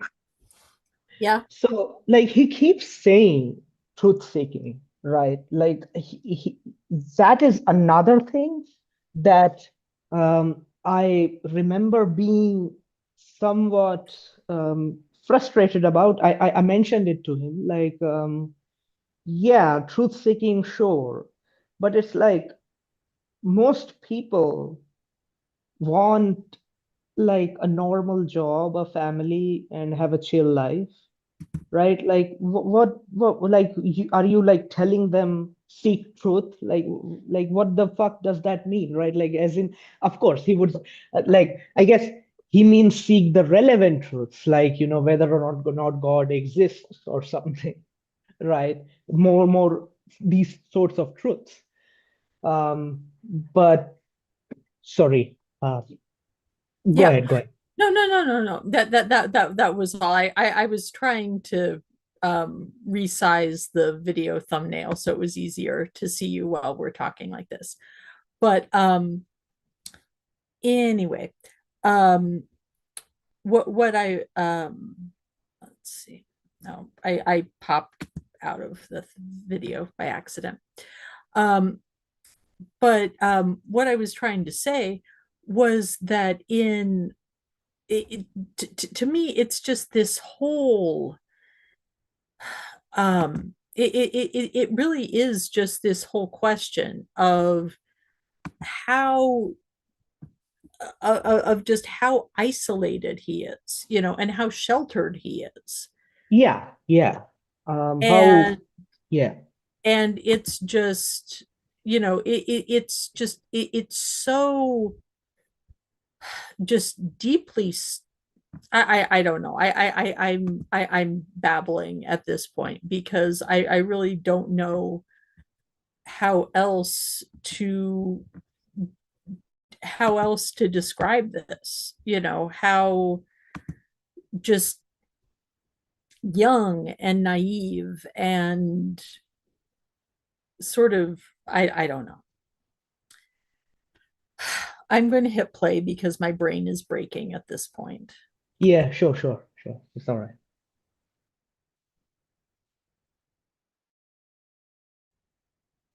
Creation is redeemed. I hope humans can be morally transformed and flourish in everlasting life. So I can at least still engage with and rest in these quite settled, quite firm, quite positive hopes of mine. And the hopes can, in turn, influence how I act in certain ways. For example, conditional prayer, hoping.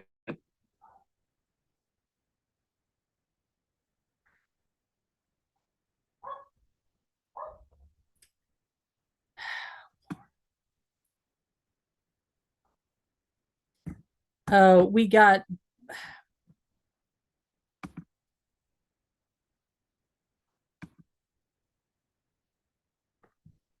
I'm not sure what happened. We somehow got bumped ahead in the we somehow got I'm going to go out of screen sharing for just a second because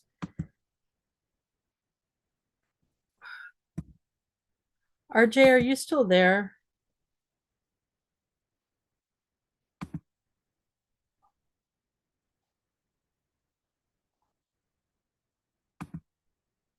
sorry, I just got Oh, DoorDash no, no, order. no, no. Oh, no, Just no, wanted, no. yeah. No, you're completely fine. I was just trying to um the I was doing apparently something inadvisable the um with our screen here, and that somehow bumped me to the next video. Um so okay, I'm gonna have to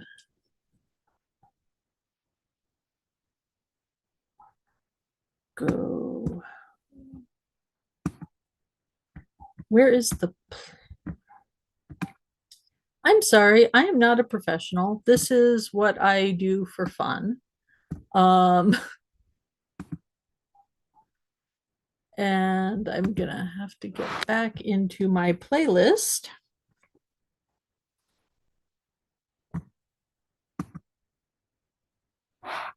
so that we can get ourselves back.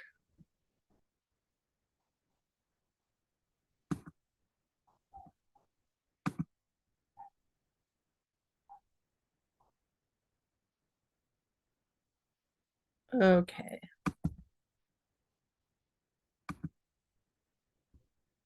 All right. Here we are. Available. I mean, listen, I hope God exists, of course, right? I hope this broken creation is redeemed. I hope humans can be morally transformed and flourish in everlasting life. So I can at least still engage with and rest in these quite settled, quite firm, quite positive hopes of mine.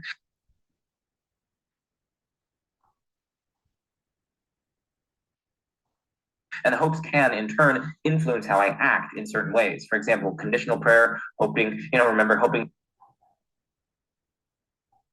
that the helicopter crew in my earlier analogy will help me or save me or etc., taking steps to actualize that, etc.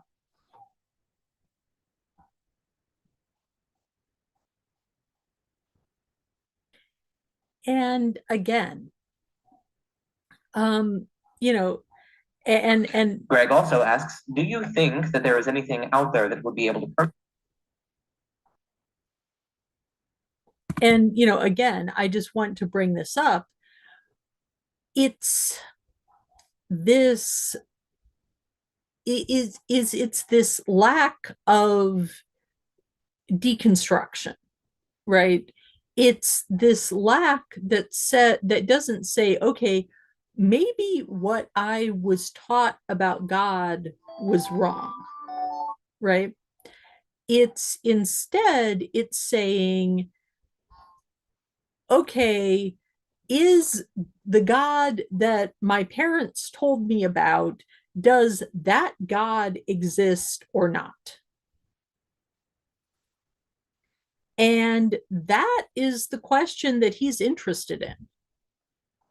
Um, yeah, and I mean, it's also like his way of talking is also very, I guess, conservative trad, as in influence, I guess. Yeah, Um, it's sort of like he's still within the same system where where he keeps saying, right, like seek truth, and I'm like, most of the time, most people around the world just want to live, right? right. Live. And he hasn't let go of the idea that there is one single truth that's out there that you can access, that everybody can reach, and that there is just one singular truth, and if he just keeps looking for it as hard as he can, that he will find it. And again, it takes me back to my original it takes me back to my just original idea with him, that this is someone who never really deconstructed, who never really examined the things that were behind his beliefs. He just kind of decided that he wanted to take a break from that for a while. Yeah, it's partial. I would say partial deconstruction, as in like, okay, I don't believe in like eternal torture now. Um, but I still like the whole paradigm that he's in, it's still there, but just some of the beliefs are not there. So Yeah. he, I guess, partially deconstructed or something. Yeah. Okay, I'm gonna hit play again. Permanently tip the scale for you one way or the other? Well, I mean, potentially, yes. I mean, new arguments, right? New considerations concerning old arguments, and so on, certainly have the potential to tip my scales and engender a change of mind. Maybe religious experience, although I'm not quite sure. I do think there are some potential defeaters afflicting the evidential efficacy of religious experiences, but who knows? I mean, Spoilers. One of the major things that affects him in the course of his returning to the Catholic Church is direct religious experience. And I would note, not direct religious experience of like a really significant miracle or something like that, but just the kind of very mundane sort of internal sensations that a lot of religious people get kind of just across the board, regardless of their tradition. Um, you know, So I mean, and I and should and mention and miracles and like all the miracles, right? And one again, of the and again, it's like Fatima is true, therefore, being gay is a sin. It's like one does not follow from the other, right? it's it's also like he said he had this feeling you can be a saint, Joe, at the Yeah. gym. Well, here, It well, I trust don't want to be mean. like I have got all this video queued up, but I have been on a journey and I want to take the people, and you have been on a journey, and I want to take the people on this whole journey with us. Yeah, Because, yeah, and I don't mean to be rude to him, to oh, Joe. no, Okay? Yeah, no, yeah. because again, it's, but what I'm saying is that if you look at what he was saying 4 years ago and you look at where he ended up, there is a very clear and obvious progression to that, right? Which is why I don't think it's a grift. And actually, I don't even think it's a mental health episode. I think that his thinking has been evolving over the course of, by his account, the last 10 years in a very specific way. And he's ended up back where he started. Okay, let's see. Yeah, we're actually, okay, we're at our next time stamp, which is 57.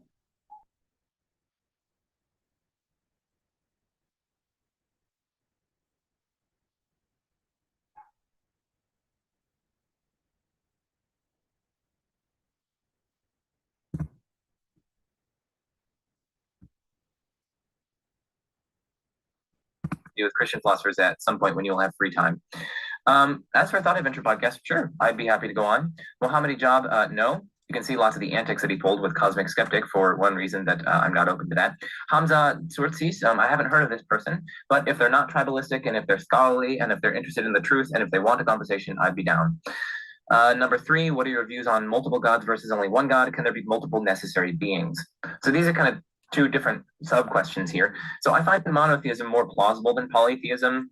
I tend to think that what is a god? A god would be something that's worthy of worship. What would something that's worthy of worship be like? It would be perfect. What is a perfect being? A perfect being has all perfections essentially and lacks all imperfections essentially. But arguably, one perfection, and this just seems really intuitively clear to me, one perfection is being the source of everything apart from yourself, or at least everything concrete apart from yourself.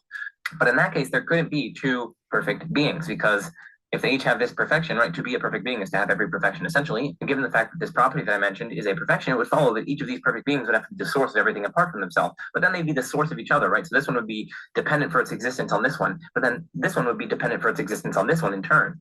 So maybe you're hearing that ringing noise right now. I don't know what that is, but hopefully it will be gone sometime soon. And I'm just going to carry on, right? Keep calm and carry on. So yeah, you would have one perfect being depending on the other for its existence, but then this one in turn depending on the first for its existence. And that just strikes me as absurd. You would have a kind of vicious circle of dependence. So plausibly, there couldn't be two perfect beings, and hence there couldn't be. I just want to highlight this because this idea that there is something that's problematic about having more than one perfect being, and one perfect being is dependent for its existence on another perfect being, is exactly the same reason why, say, Muslims attack the Trinity. Yeah.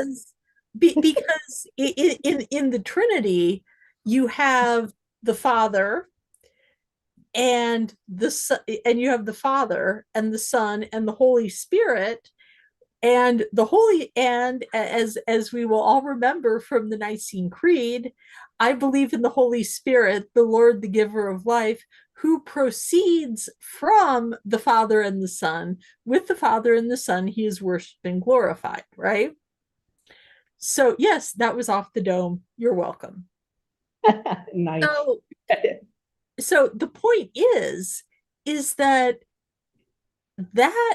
criticism of polytheism could, with equal validity, be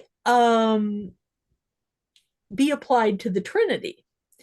Yeah. Also, he has failed to demonstrate why, like, this formulation of the what why his idea of what God is like, right?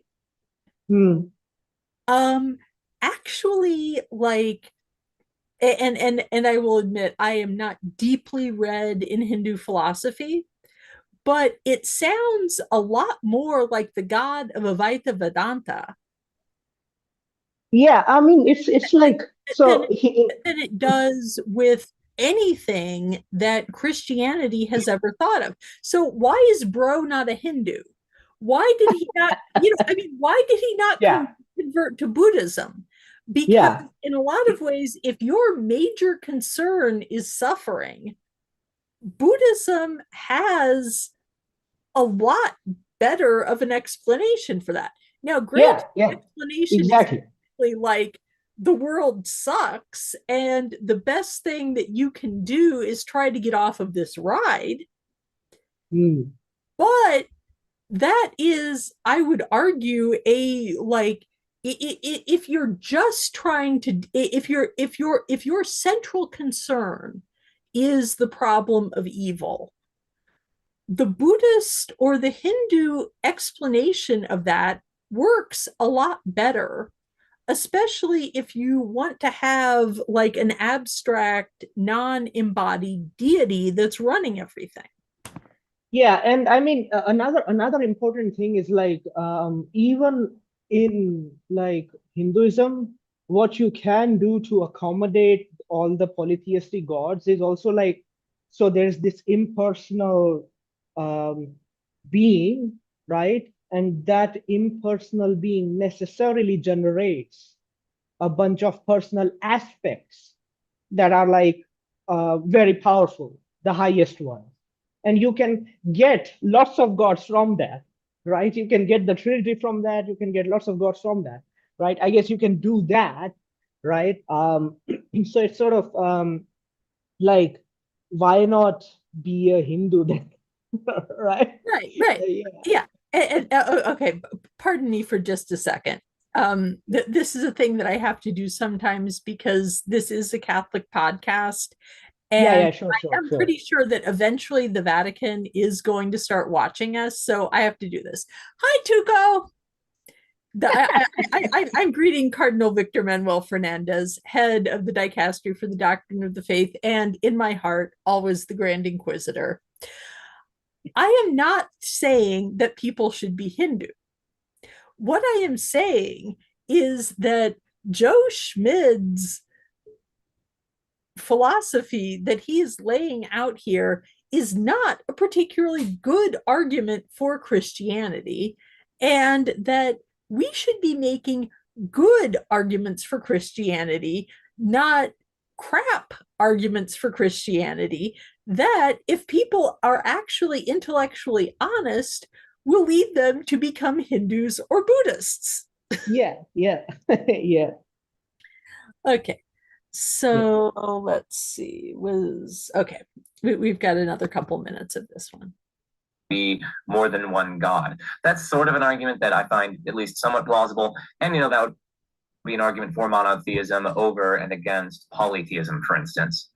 Now, as to your question, can there be multiple necessary beings? I mean, I don't see why not. And the arguments that I have seen for why there can only be one are typically hopelessly confused. So, yeah. Question 4 from this person says, since you like stage 1 of contingency arguments but disagree with stage 2, can you please invite Dr. Muhammad Saleh Zawahirpour for a dialogue on his recent book, Necessary Existence and Monotheism, and or Mohammad Ijab, who is currently doing his PhD on contingency arguments and wrote a book on this. They can represent Islamic version of contingency arguments, which is a little different than popular versions presented by Christian philosophers. It will be very fruitful discussion. So I could perhaps get Zawahirpour on. It all just depends on how busy I am. Right now, at least, I've bitten off far more than I can chew, but maybe in the future I'll be able to have Zawahirpour on. Again, thanks for everything, Spider-Man. Well, thank you, my dude, for your support, for your comments, and for everything. Yeah, spoilers. He did not, in fact, engage with any of those Muslim philosophers. Yeah, and like he said, like there, he does not see why there couldn't be multiple necessary beings, right? So there could be multiple necessary beings, right? Right. And also, again, like, and also keep in mind that he ends up in a philosophy. He ends up, when he re-embraces Catholicism, um he ends up in a world where there are all kinds of spirit beings floating around. I mean, you only have God, who is the necessary being, right? The first cause, the unmoved mover, all of this kind of thing. But this is a universe that is populated with saints and angels and spirit beings of all manner. and So, demons. and demons, yeah, yeah. Like I said, spirit beings of all categories, right? Yeah, yeah, So it's like literally the the fact that he's like, well, like, you know, um, I am perfect.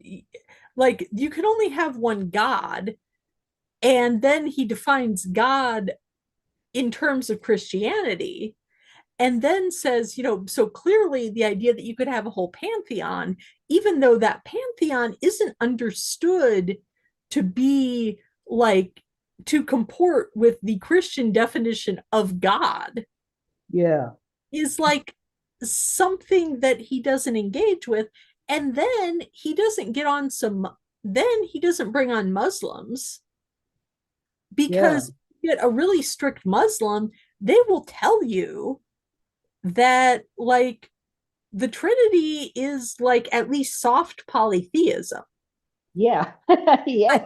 No, I mean, we did have the Abu Dhabi Declaration, right? Hmm. Between Pope Francis and I can't remember his name, the gentleman who is the head of Al Azhar, which is like the premier center of Sunni learning in the world. Yeah, But they sat down and came to an agreement that, that basically the current Catholic understanding of the Trinity isn't actually polytheism. But they had to do some like really tight and really specific reasoning to come to that conclusion, right? Yeah. And yeah, and Francis had to concede that because the the the the Trinity as it is described in the Quran is that the Trinity consists of Jesus, God the Father, and Mary, which actually was a heretical opinion that was floating around Arabia like at the time of Muhammad.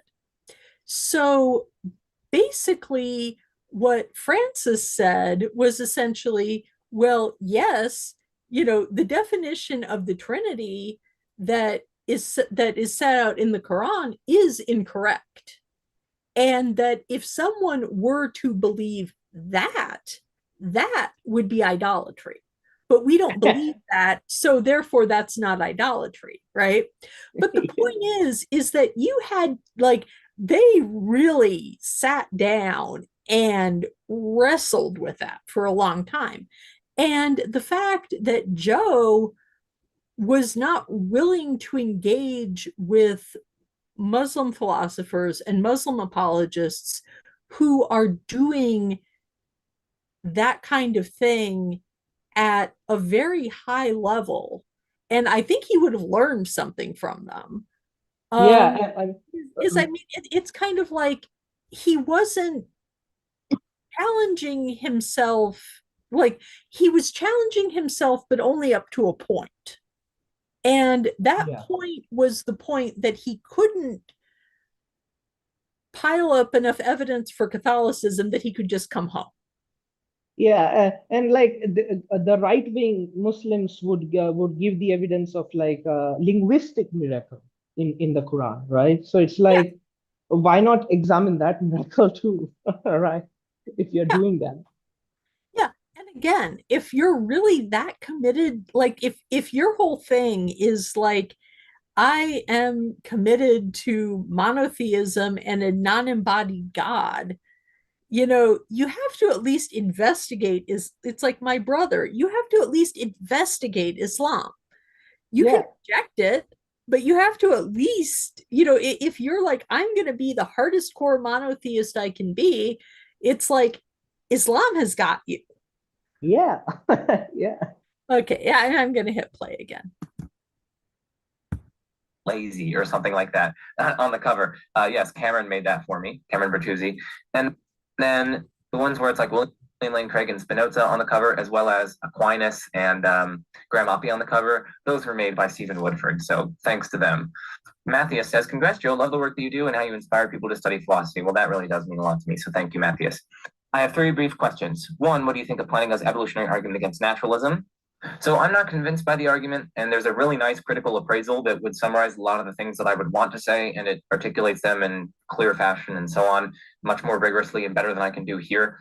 So it's published by philosopher Troy Cross. It's called On Plantinga on Belief in Naturalism. This is freely available online. All you need to do is search up On Plantinga on Belief in Naturalism, and it will pop up. It's on Phil Papers, and there's a free PDF that you can just click and read. So I highly recommend you guys to check this out, all of you who are interested in the evolutionary argument against naturalism. Do you participate regularly in any religious ritual, like Mass every Sunday, for example? So I occasionally go to Mass with my family, yes, but it's only occasional. I also pray conditional prayers, largely because I think that that's eminently rational as an agnostic. Indeed, failing to do so may be irrational as an agnostic. Saba Hafaridze? Jafaridze? I'm sorry. Congrats. My question is, Okay, again. Okay, we will find out in a subsequent video that Joe had not told his parents that he was an agnostic. And that level of living in the closet is like, that just is not psychologically healthy for anyone.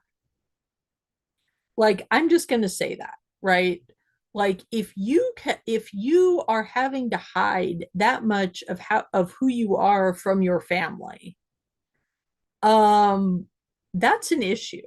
There's also the fact that he was going to mass. I don't know if he was, I don't know if he was taking communion, how far he was participating, but he was at least going to mass whenever he was at home with his family. He was praying conditional prayers. I mean, this guy was as devout as like at least the bottom fifth, like he was in like at least like the middle, like 50% of Catholics, right? Um, I pray occasionally, I go to mass sometimes. There are a lot of believing Catholics that is their practice, right? So it's like, how far away was he? How far did he deconstruct? I don't Yeah, think he deconstructed that far. I just yeah. don't, Yeah, I think you are correct about that. I stopped talking with Joe regarding abortion and stuff like that because I thought, I don't want to push him too much. Don't want to annoy him, right? So I would talk other like philosophical, normal stuff. But I think you are right. Yeah, that I think he did not deconstruct that much. Okay, let's see what's the next thing.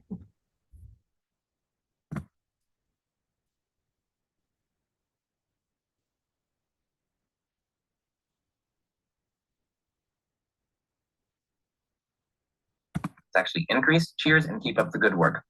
So, regarding cosmological arguments, I'd say, yeah, over the years, I've come to have way more respect for several versions of the contingency argument after reading Proust and Rasmussen, for instance.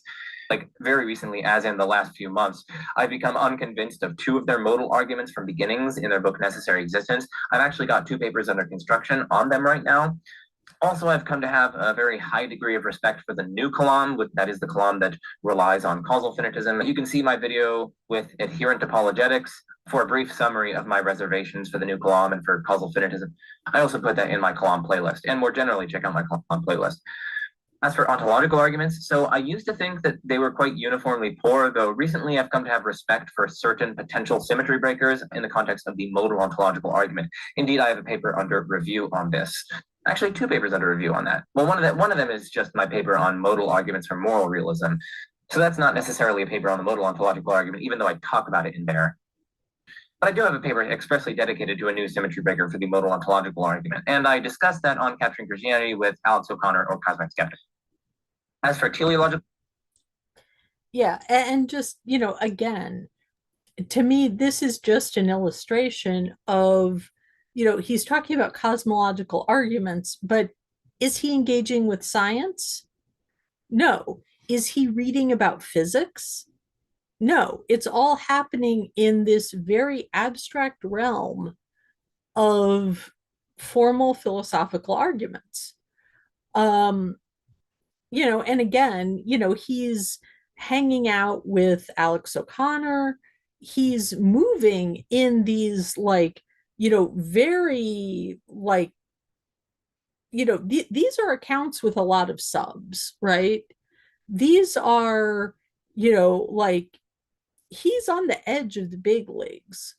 And while I don't think that what he's doing is a grift, I think that it couldn't have escaped his notice that there aren't as many like really successful skeptic channels as there used to be, right?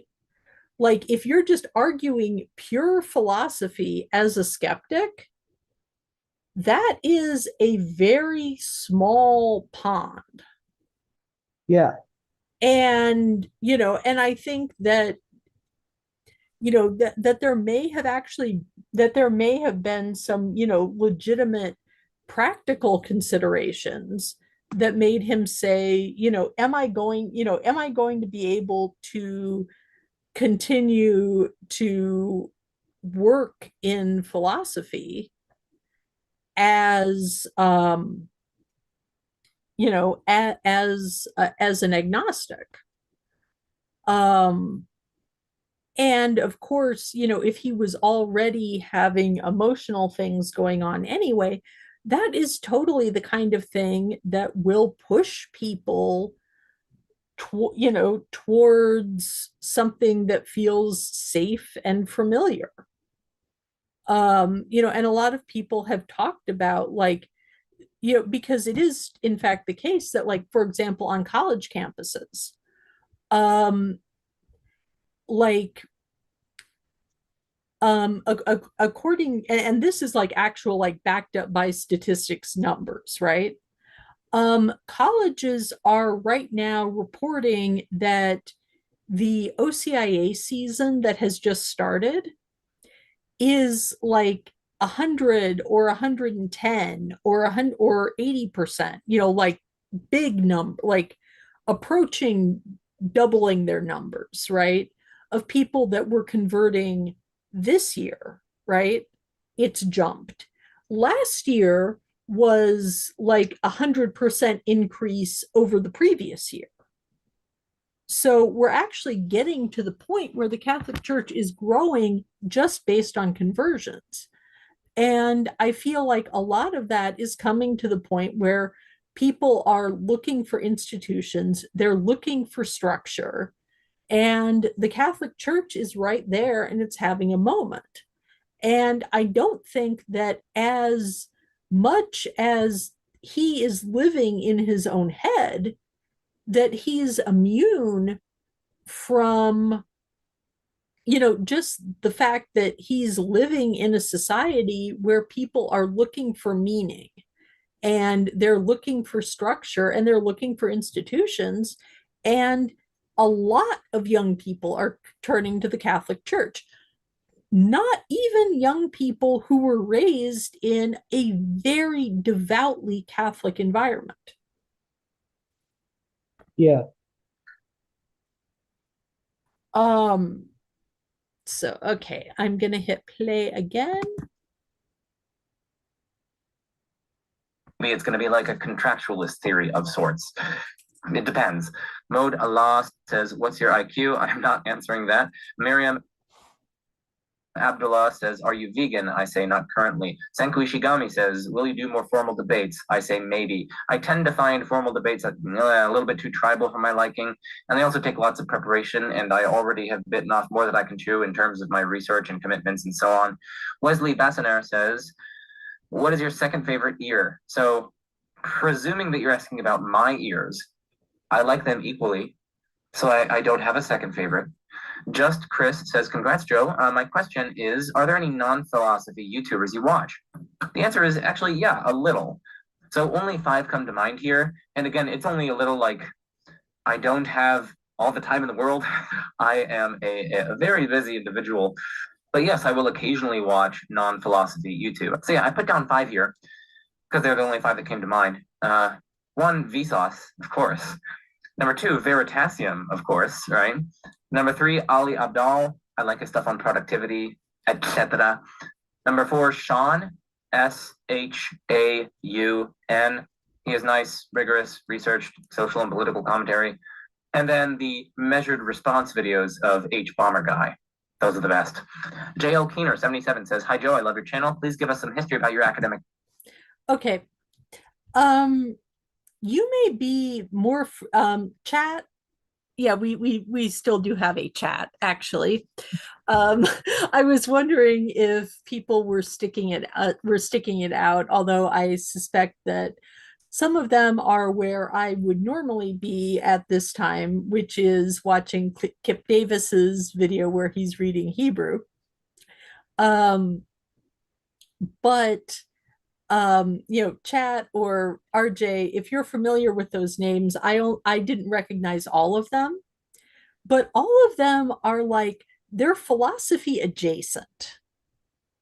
You know, Yeah. they're like, they're people who are doing political or social commentary from like a very like philosophical lens, right? Yeah, so he mentioned like Vsauce, Veritasium, Sean, H Bomber Guy. Yeah, they do seem pretty adjacent philosophy. Like Vsauce had some like philosophical videos like and just like on fear, right? There was this video on fear that he made, and also like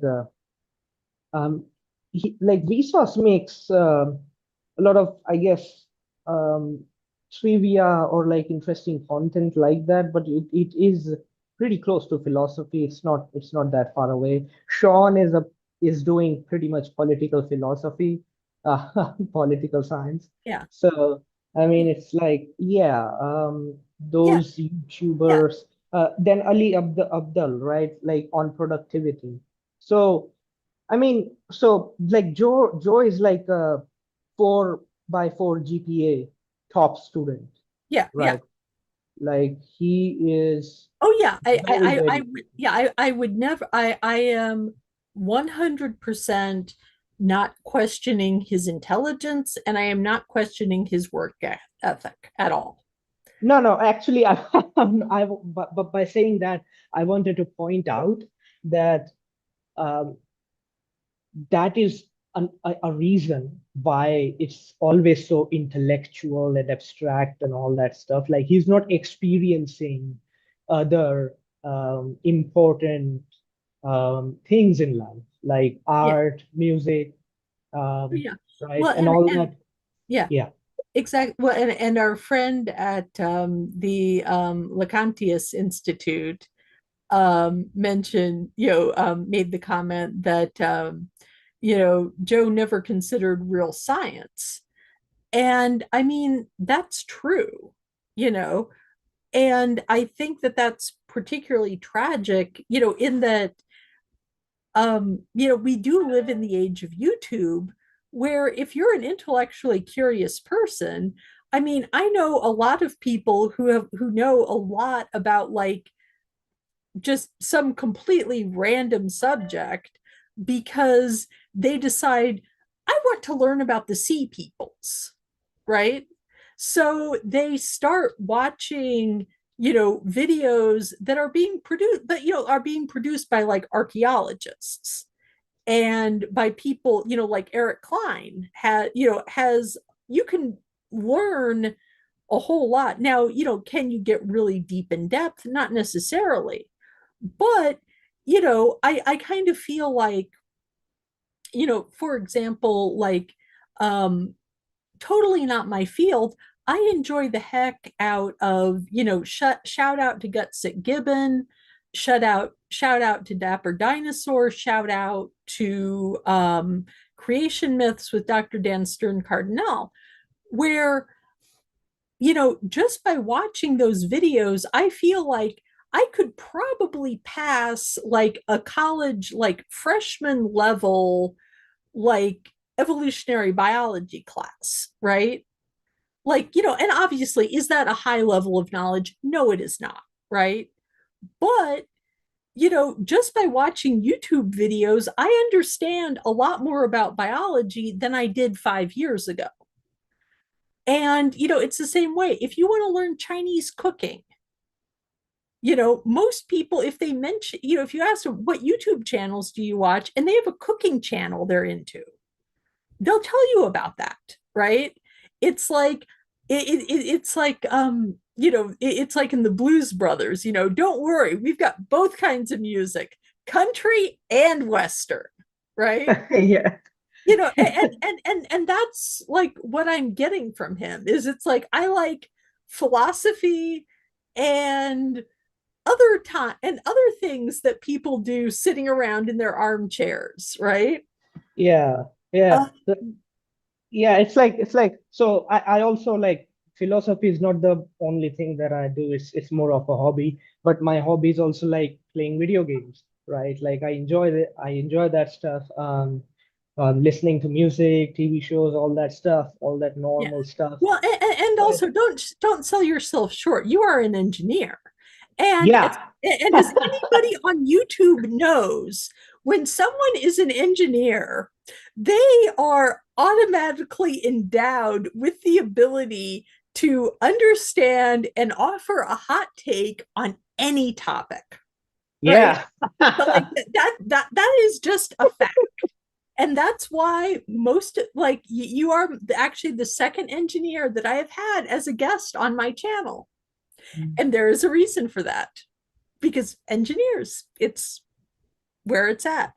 But and I'm partly teasing, but but the point is that the point is that most people learn about, a couple of things that aren't their particular subject of hyperfixation.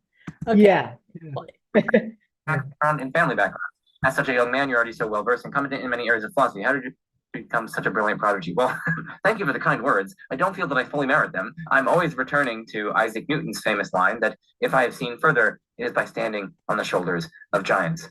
But I guess here's a little bit more on my academic background. I mean, I've had the nice privilege of going to private Christian schools where I got a very nice education, small classes, teachers who really cared. I just wanted to pause and say, okay, notice how he said Christian schools here, right? Yeah.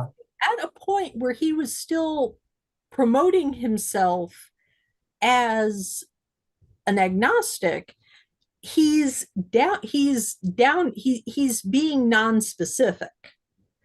And I think that part of that is, it's like he's trying to distance himself emotionally from Catholicism and not, you know, quite, kind of just downplay that a little. Okay. But let's listen to him talk about his schooling, right? About my development and so on. I got to take theology classes basically every day, which exposed me to thinking quite abstractly and thinking in terms that are close to philosophy of religion. When I got my little iPod Touch when I was like in fourth grade or something, I downloaded lots of apps that I had fun on, like Doodle Jump, but also Instagram, because that's what all the cool kids were doing. And yeah, I mainly just went on there and debated with random strangers on the internet, probably 30, 40-year-olds, etc., or 20-year-olds. Okay. Whom amongst us has not gotten into a weird slap fight on some random part of the internet, and then at some point figured out that the person that we are talking to is like in elementary school, and Yeah, probably. then gone, my child, does your mother know what you are doing right now? Yeah. And, I will admit, like, as someone who was basically around for the entire birth of the internet, right? There is something that is really useful about having spaces that you can just show up in. And as long as you have done the work and you have something reasonable to say, people will listen to you and people will take you seriously. But at the same time, I think that what he's talking about here is kind of illustrating how, at a very young age, he got hooked on debate and he got hooked on philosophy. And it's like, how are you such a prodigy? It's like, because he focused on one thing, right? Yeah. Obsessively. Obsessively, right? Yeah. It's like, as we all know, who has memorized, who knows the most about dinosaurs? 3-year-olds and people with PhDs in paleontology, right? Like, that's it. And I found forums where it was really substantive conversations. It wasn't just like poo flinging back and forth. It was actually paragraph upon paragraph comment sections. I remember distinctly these sorts of discussions I had. They were very substantive and cordial and so on. Somehow I stumbled into the right places. And so yeah, that interest, I was always on that. I was always doing that. continually taking challenging classes in high school. For those of you who know, there's this thing called the International Baccalaureate Program, or IB. It's similar to AP, but at least by my lights, it focuses less on like rote memorization and stuff than AP. I think there's a lot more writing, etc., in IB. But anyway, set that aside. So yeah, I did like the full IB program in high school, and that really pushed me and really developed and honed my academic skills, my critical thinking skills, my writing skills, dialoguing with philosophers throughout this time, like emailing Josh Rasmussen back and forth, reading papers, books, etc., watching substantive content on YouTube, including free courses. There are so many free courses that I've taken over the years just for fun. So I think a large part of it is just a love for learning. And it's unfortunate that our education system is like, Yeah. Again, he's talking about a love of learning, but he doesn't seem especially broadly read, right? Like it's Yeah, like he had and I'm certainly not going to like it's probably to my detriment that I am, as fascinated with as many things and want to learn about as many things as I possibly can, because yeah, there definitely is a need for specialization.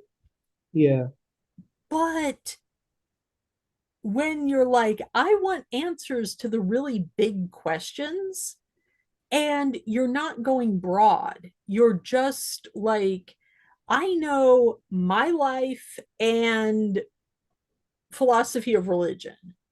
It's yeah. like, are you, And it's like, are you really searching for truth? yeah, yeah. I mean, it's also like you look into like, okay, psychology, neuroscience, and stuff like that. But here's the thing, right?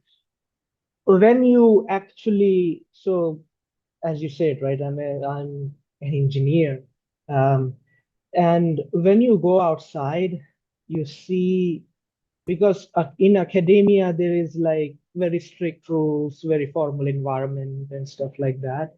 But when you go outside in like industry, you find both some bullshit, some annoying things, some bizarre things, some stupid stuff, some stupid rules. And what that shows you is sometimes you have to think about systems, right? And and not just, I guess, not just, just be hyper focused on something. You Yeah, need to, yeah, you need to kind of broaden yourself. And also like it also leads to a kind of interaction where you have to manage your truth seeking, I guess. Because it's like, um, your higher ups told you to do something, do it, just do your job. Yeah. Like don't try to sometimes, because it's sort of like, because in engineering, sometimes it might intersect with like politics. And so you have to be like, yeah, as you said, right? Like he's not that much familiar with the kind of world that industry, that people in industries and like, usually, other than philosophy, whatever people do, yeah, how they manage their lives. So it's yeah, like, yeah, exactly. Okay, I'm going to hit play again. yeah, yeah, Being Gods is an excellent book, and it's so underappreciated. Also, another book that's super underappreciated, potentially because it's too expensive, but there are ways to obtain it without paying all that money. I'm not going to say any more, but the book is called Theism and Atheism: Opposing Arguments in Philosophy. Beautiful, amazing book. I highly recommend that one. Okay, Joseph White says, congrats, Joe, 10K and counting. My question is, what do the varieties and kinds of religious slash spiritual slash mystical experiences stir up for you? Well, they're suggestive and they're fascinating, and I don't deny that people who have them may very well have strong evidence for God's existence or for the existence of whatever was the intentional object of their experience. Epistemically speaking, though, I do have some reservations or worries about their evidential efficacy, and I articulate some of these worries in my 100 plus argument video, the 12-hour long one. Again, just look at the timestamps. This person continues saying, not looking for you to come to any position, but what are your thoughts when you consider these experiences? Have you encountered any mystical or spiritual experiences in your own life? So I haven't encountered anything like mystical experiences in my own life. Have I had religious experiences, which is, much broader than mystical experience, a very specific type of religious experience? So yeah, I think so, probably. I mean, they're only like the very vanilla kind, they're pretty tame, shall we say. Basically, when I was younger, I just think I felt as though God exists, or I had a feeling at times when I was, for instance, reading scripture or other sorts of things, I like felt as though God had spoken to me or called me to a certain path. And perhaps I even felt in some vague and emotional sense God's presence maybe at some points. This was rare, but I do think I did have such feelings or experiences. I mean, none of them, I don't think, were anything that couldn't be explained by the various social and emotional features of worship and adoration services, etc., such as, music, a social setting, hyped up state of mind, contextual factors, and so on. Kia or Haya says, assuming the presentist model of time, the future does not yet exist, even for God. So there are no true facts. Okay. I just wanted to pause real quick there. And I'm going to go out of screen sharing because we're actually at the end of this, we're actually at the end of the relevant parts of this video. But again, I really want to contrast what he was saying when he was talking about like okay, I had these religious experiences, but it was just kind of whatever, and I can kind of dismiss them because it just, this was a thing that I felt, but I don't really have concrete evidence. And I really want to contrast that with what he ends up saying in his conversion to Catholicism video. Yeah. And I know it's I know it's getting late. We've been doing this for a while. Yeah. I kind of do you want to try to at least start his like big conversion announcement? Yeah. You want me to share my screen? Yeah. Oh, yeah, I will go into screen sharing. Okay, yeah. And we will and I will bring up, oh, I thought I had that video. Okay, so here we go. Here is Joe converting to Catholicism.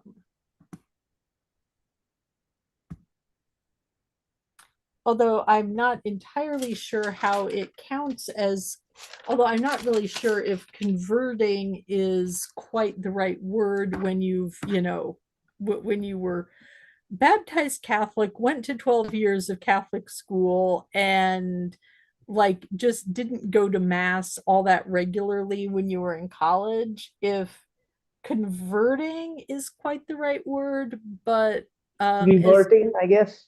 yeah, reverting. Okay, but let's. Ripping each other to shreds and just suffering and languishing. And it was just so hard for me to mesh that with belief in an all good, all powerful, Yes, I do have a all-knowing God. DIA. This problem of evolutionary animal suffering just like gnawed at me for quite some time. Oh, somebody asked about my shirt. Yes, I am wearing my DEI sheep t-shirt. It's the Lamb of God, because you can't say DEI without day. Okay. Really bothered me. And one thing led to another, and soon enough, I was just like voraciously consuming debates and content online concerning theism versus atheism and Christianity versus non-Christianity and whatnot. So I was just like watching William Lane Craig debates and watching the new atheists like Sam Harris and Richard Dawkins and Daniel Dennett, etc., etc. Right? Those dirty new atheists, right? That was a joke. Okay, calma, calma. After some time, the problems for theism And Christianity just kept mounting and mounting. And eventually, I lost my faith. That happened sometime around 10th grade. I came to conclude that atheism is true, so God does not exist. Okay, 10th grade. Again, you know, and I don't want to like poo-poo the kinds of, you know, things that people go through when they're in high school, because a lot of people, you know, they will go through a religious conversion or a religious deconversion, right? Mm. But at the same time, it's like this is such a common experience. This is something that people do all the freaking time. You know, this is, Same.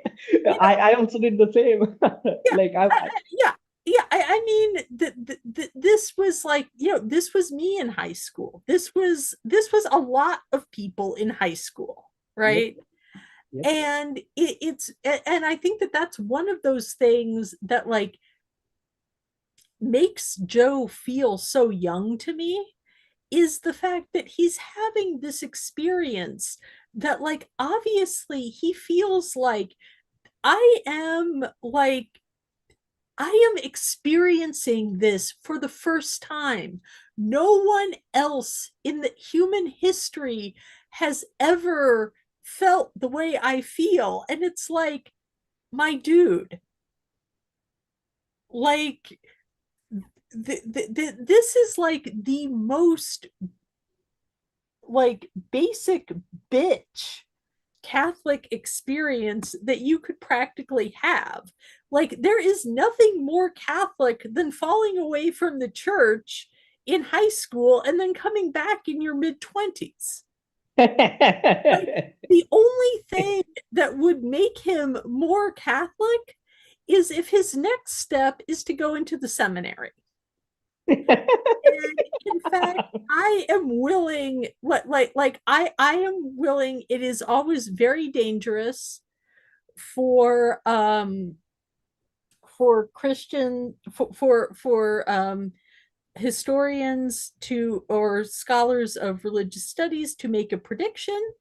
However, I am going to make a prediction, and that prediction is that within the year, as soon as he has graduated, Joe is going to go into the seminary. Oh, also, since we were discussing t-shirts for a second, the t-shirt that he is wearing right there, it says 16670, and then underneath that, you might be able to see that when he moves a little bit. It says ora pro nobis, which means pray for us. 16670 was the number that that Saint Maximilian Kolbe was assigned when he was put into a concentration camp. There's debate among people whether using the number of a Holocaust victim is appropriate. Some people feel like the Nazis were giving them that number to dehumanize them, so you should never use the number and always say their name. There are other people that say, no, use that number as a way of saying that um, anybody has the, you know, that like that person never lost their humanity. Even when they were a number, they never lost their humanity. So use the number, right? Um, and, you know, Maximilian Kolbe was an example of someone who, you know, chose to die for someone else in a concentration camp. There is, you know, nothing that you can say to denigrate Maximilian Kolbe, right? I'm not talking Yeah, about Maximilian Kolbe, right? All yeah, love and respect for him. But the way that a lot of traditional Catholics are really into Maximilian Kolbe it's almost like they're trying to like play this supersessionist game and appropriate the Holocaust for Catholic purposes. And that to me is really, really icky. And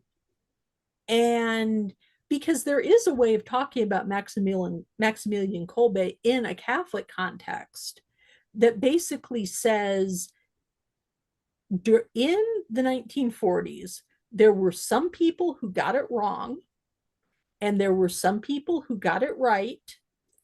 And Maximilian Kolbe got it right. Be like Maximilian Kolbe, right? Don't be like Pius the 11th, be like Maximilian Kolbe. Don't be like Pius the 12th, be like Maximilian Kolbe. If you find yourself in that situation, that is what you should do, right? But when you set that in the past, it becomes this very triumphalist, oh yes, Catholics will always do the right thing, Yeah. without questioning, am I right now doing the right thing? Or am I just like taking somebody's number and slapping that on my chest as stolen valor? Yeah. Yeah. And these are questions that I have about Joe and about a lot of traditional Catholics, um, Yeah. specifically in relation to Maximilian Kolbe. Yeah. And again, we're talking, and but when he talks about, his concern with the problem of evil and suffering, right? It's very abstract. It's not, you know, why did this happen to me? Why did my little brother get sick? It's not personal. It Yeah. it's so abstract in a way that's just profoundly weird to me. Yeah.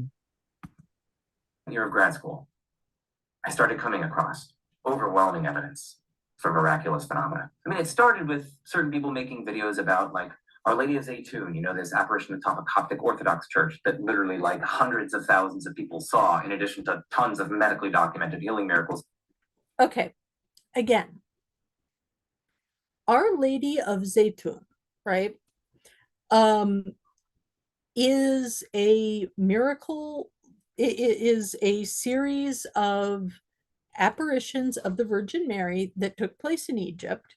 There are a lot of photographs that are very blurry. I don't so much, I don't want to, again, this is not necessarily the time or the place to get into Our Lady of Zaytun discourse. But the point is that Our Lady of Zaytun was a Coptic miracle. Now, I'm not, willing to say that, this apparition of the Virgin Mary is Coptic, so therefore it's fake. This apparition of the Virgin Mary is Greek Orthodox, therefore it's true.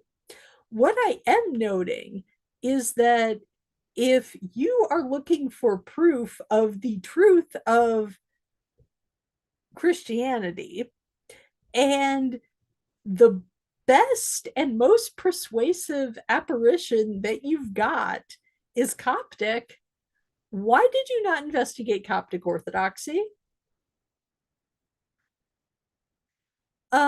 Just saying. Just saying.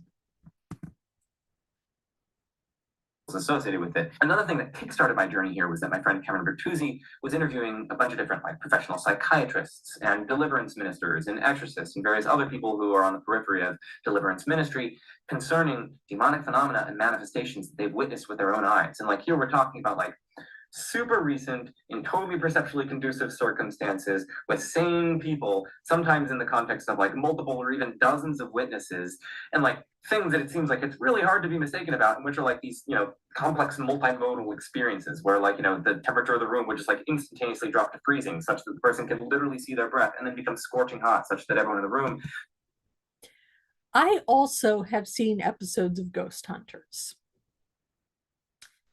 And I mean, and oh, okay. Um, I I'm sorry. I'm putting on my chapel veil now because I'm feeling like I'm being like Catholicism mogged by his superior t-shirt drip. So I'm throwing on the chapel veil to indicate that I am also speaking in maximum Catholic mode right now. I am, hi Tuco. I am not dismissing the possibility of miracles or the possibility of demonic possession as things that could occur in the world.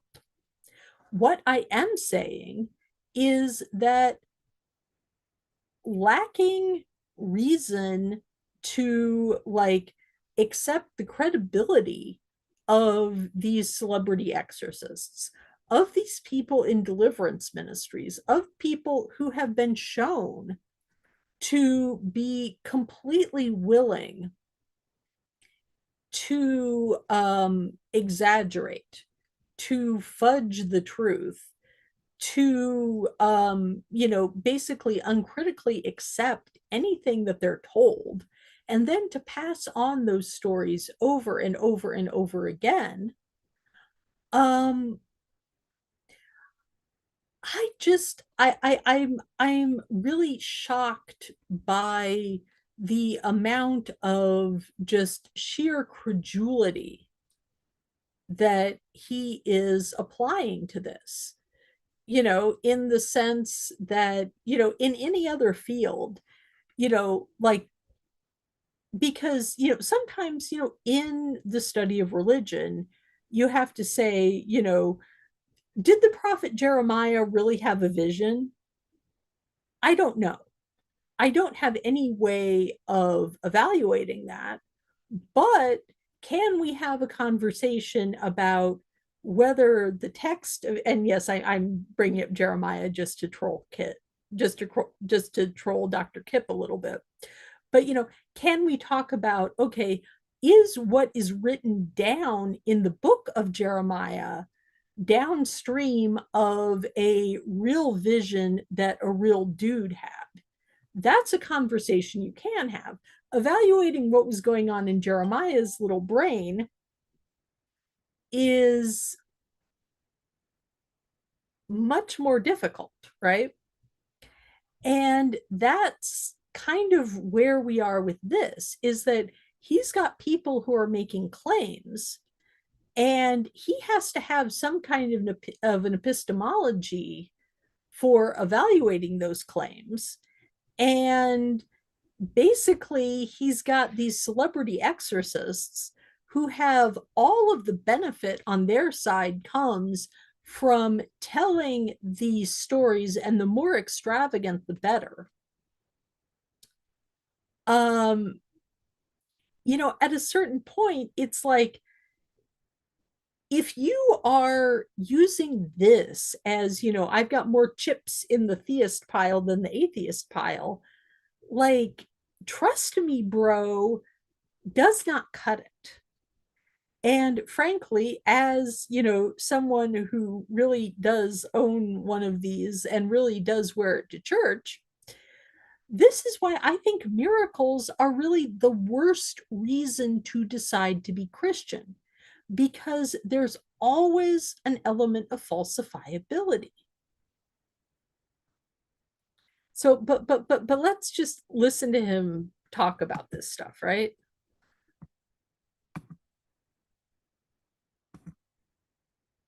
Just starts like sweating and testifying to things like, oh, like a few days ago, I literally saw it with my own eyes, and multiple people present also saw it, and they told me afterwards, where like multiple things are just flying across the room of their own accord, and various other like instantaneous supernatural changes in facial structure or eyes or various other things like levitation and so on. And I didn't actually believe these things for the longest time. I thought it was actually pretty implausible. But Cameron just kept pushing me. He was like, Joe, watch the video. What's your explanation of this person's testimony. I'd like give these flailing, kind of implausible naturalistic explanations concerning which I have no independent evidence, and basically I'm like having to divine from the armchair that these people are just like lying straight to their teeth, and then also like all the other deliverance ministers are in on it, and these various psychiatrists are in on it, and then like also like the government reports that we have to some of these phenomena are also like the people who testified in those are just mistaken, and then like dozens of other.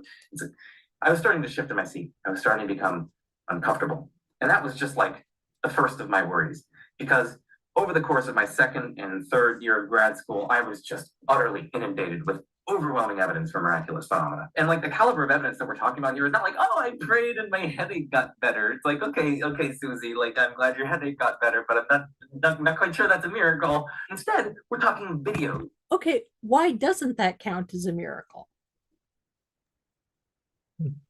I mean, chat. If I pray and my headache gets better and I attribute it to God, how is that any different than somebody attributing say the spontaneous remission of cancer to prayer? Because the spontaneous remission of cancer is something that also happens medically, even when people aren't praying, even when people aren't praying for it.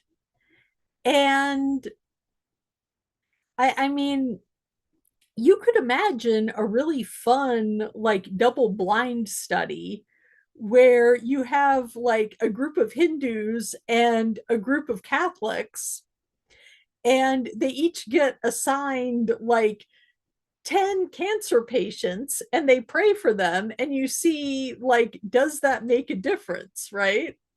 I mean, you could theoretically, and people have actually designed these experiments, and one of the things that actually ends up being a problem with them is that the experiments on the efficacy of prayer don't take into account what the person thinks that being prayed for is going to do, right? Whether is this going to produce a complete miraculous healing, or is this just like going to give me the strength to go with it, right? Is this going to like give it like an extra like little zoop to the medical treatment? Yeah, yeah, I mean, all of these are, but the point is that you could actually like control for what does the person think that being prayed for is going to accomplish, right? You could come up with a really cool double blind experiment about this. yeah. Um, and again, um, I'm not sure that, as he puts it, Susie, and why is it always a woman in these experiences when they want to just dismiss it, right?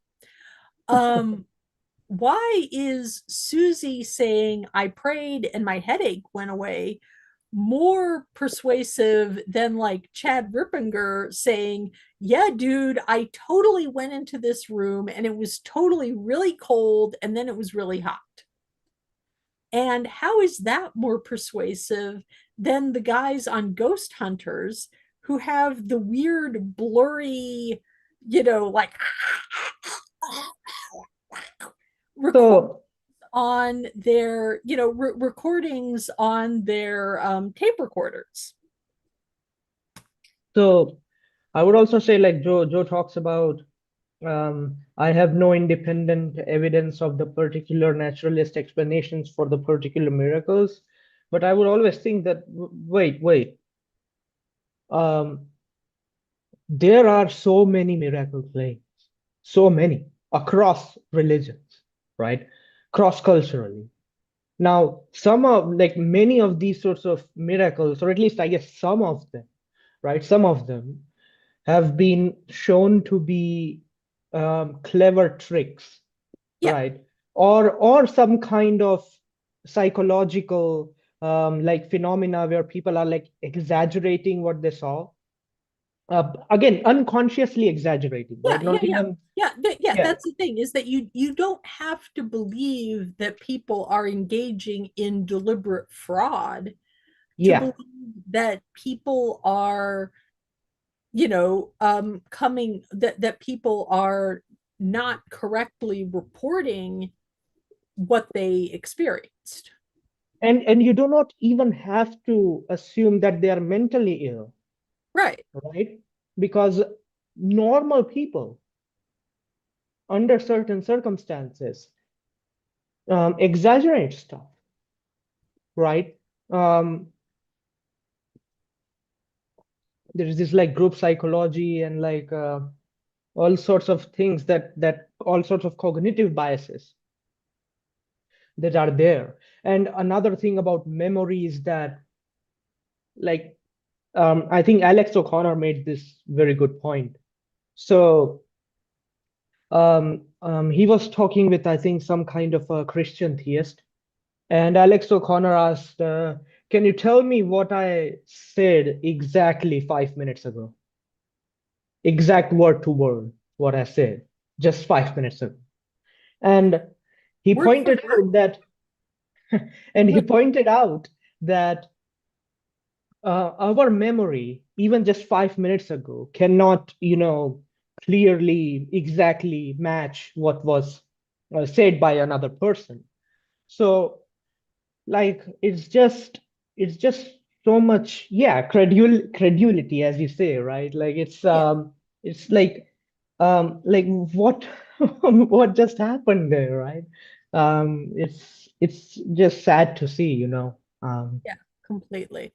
Okay, I'm gonna hit play again. Photographs, blinded laboratory analyses, x-rays, you name it, we got it. It's like we got blinded laboratory analyses saying, yeah, this is suffering myocardial tissue. And what's that doing in a host that a Catholic priest just prayed over? Like, if you see that, Pause there. There. Okay. Yeah, and again, the thing with the whole myocardial tissue thing is that what he is talking about is when people have examined a host and they're saying under the microscope it resembles myocardial tissue. And there are a lot of things that can look like myocardial tissue. Now, there are, I have to say, there are, and the problem is too, is that when these things get tested, there's always the possibility of bias on the part of the researcher. Yep. Very often it's like it turns out, oh yeah, we had a doctor examine it. Well, this isn't necessarily someone who is going to have the lab equipment, the expertise, and sometimes even just the desire to do all of the testing that could be done to um evaluate this thing. And particularly in the case of Eucharistic miracles, it's complicated by the fact that there is a particular kind of red mold that produces a particular byproduct that when you test that mold, um also it like basically it has the same proteins that you get in human blood. So if you're just doing a like very like just the kind of basic lab analysis that you do to like say a police like say somebody collects like blood from a crime scene, right? And the first question is this even is this human blood or is this ketchup, right? This mold will get past that first level of is this human blood or is this ketchup? And then and there is additional testing that you can do to figure out that this is mold. But there are naturalistic explanations. And uh, and a brief point that I wanted to make. Yeah. Like he said, like we have blinded studies, and I would think, okay, who did that? Right. Like, who Yeah. did that? Yeah, Yeah. yeah, and that's the other thing. It's the vague. What concerns me about his line of argument is the vagueness of the claims, right? It's like it's there are studies. Well, has he read those studies? Have the people that he's talking to read those studies? You know, has he done, has he done his due diligence? And I'm not even saying that, people are, and I'm not saying, checkmate theists, if you haven't done the work, you don't get to believe. What I'm saying is, if you're basing your religion on very specific miracle claims, then my brother in Christ, you better be able to back those miracle claims up. And I think that I think that he was looking for a reason to believe, and I think he found that reason. And that's fine. But like, this isn't, oh, I went on this grand quest for truth and I found truth. This is, I wanted to have my beliefs reinforced, and I went looking for faith affirming stories, and I found faith affirming stories.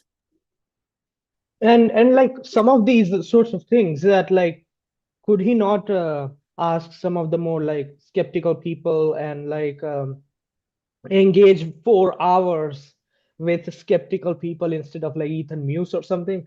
Right. um and it's also And, like he's in Princeton University, so it's like ask the like biomedical guys, bio like molecular biology guys or something, like they just talk to them, right? yeah, um, exactly. I mean, like, even if like, because, like, I have to say, like, if somebody handed me a report, like a pathology report on a host, I'm not going to know what to do with it. But, if I'm at Princeton, I'm I'm going to walk down to the, biology department and knock on some doors and be like, "Hey guys, can you read this and tell me what this says? And does this say what this guy is telling me that this report says?" Right? yep, true, true. And it's, anyway, I'm gonna hit play because Yeah, I'm yeah, yeah, crashing out. yeah. What am I supposed to do when you see that? It's like, oh no. If it's on these healing miracles, it's like we got documentation to like complete, instantaneous, permanent remission of advanced multiple sclerosis in combination with an uncollapsed lung, redefinition of calf muscles, an instantaneous removal of blindness at the same time. Oh, all in connection, by the way, with like a complex hallucination. Oh, and I know actually like a religious experience of like a booming voice saying, "Get up, my child, and walk." Like that's the level of evidence that we're talking about. And like for some of the canonization healing miracles for which medical documentation is required, it's like we got pictures of the dude beforehand with his severe bilateral congenital clubfoot. We have pictures from his childhood where you can see them, and he's like, we have testimonies from all like his friends and whatnot, and his teachers, like to the effect that he'd always have to like walk on the sides of his ankles and whatnot. And we've got pictures of him throughout childhood with that. Oh, and then he prays to one of these Catholic saints, and then afterwards both of his legs are straight and completely healed. It's like, okay, this is insane. Oh, and it's like we've got x-rays afterwards and pictures afterwards. Okay, what's going on here? And then you just go through all these other. And again, we're at, before we were at big numbers, therefore God. Now we're at spontaneous healing, therefore God.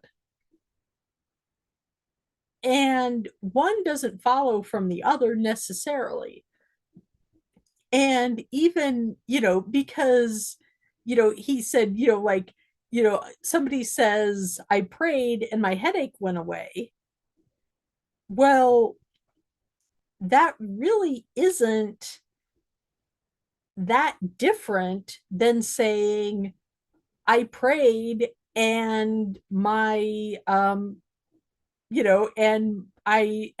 whatever disease I had was cured." It's the same thing.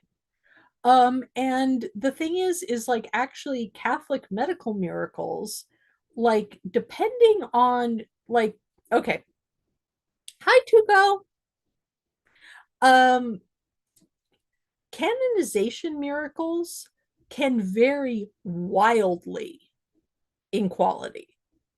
For example, Mother Teresa, one of her canonization miracles was a woman who claimed to have been spontaneously healed of her cancer by after having prayed to Mother Teresa.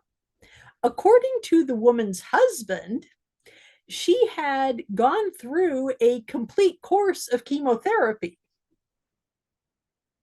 Now, maybe Mother Teresa helped a little bit, but we can't rule out the chemo. But the woman refused to but the woman swore up and down, nope, I don't have any medical records. I don't have any medical records. Was she lying? Was she just somewhat delusional? Was she rounding up? I don't know, right? I don't know her motivations. What I do know is that when you have somebody who's a popular saint, that there's a whole bunch of pressure to get that person canonized. Sometimes those canonization miracles are a little bit iffy. Or Jose Maria Escriva, who's the head of he was the founder of Opus Dei, which is a very problematic cult that used to exist within the Catholic Church and has now been broken apart and reformed, and hopefully they won't be abusing people anymore.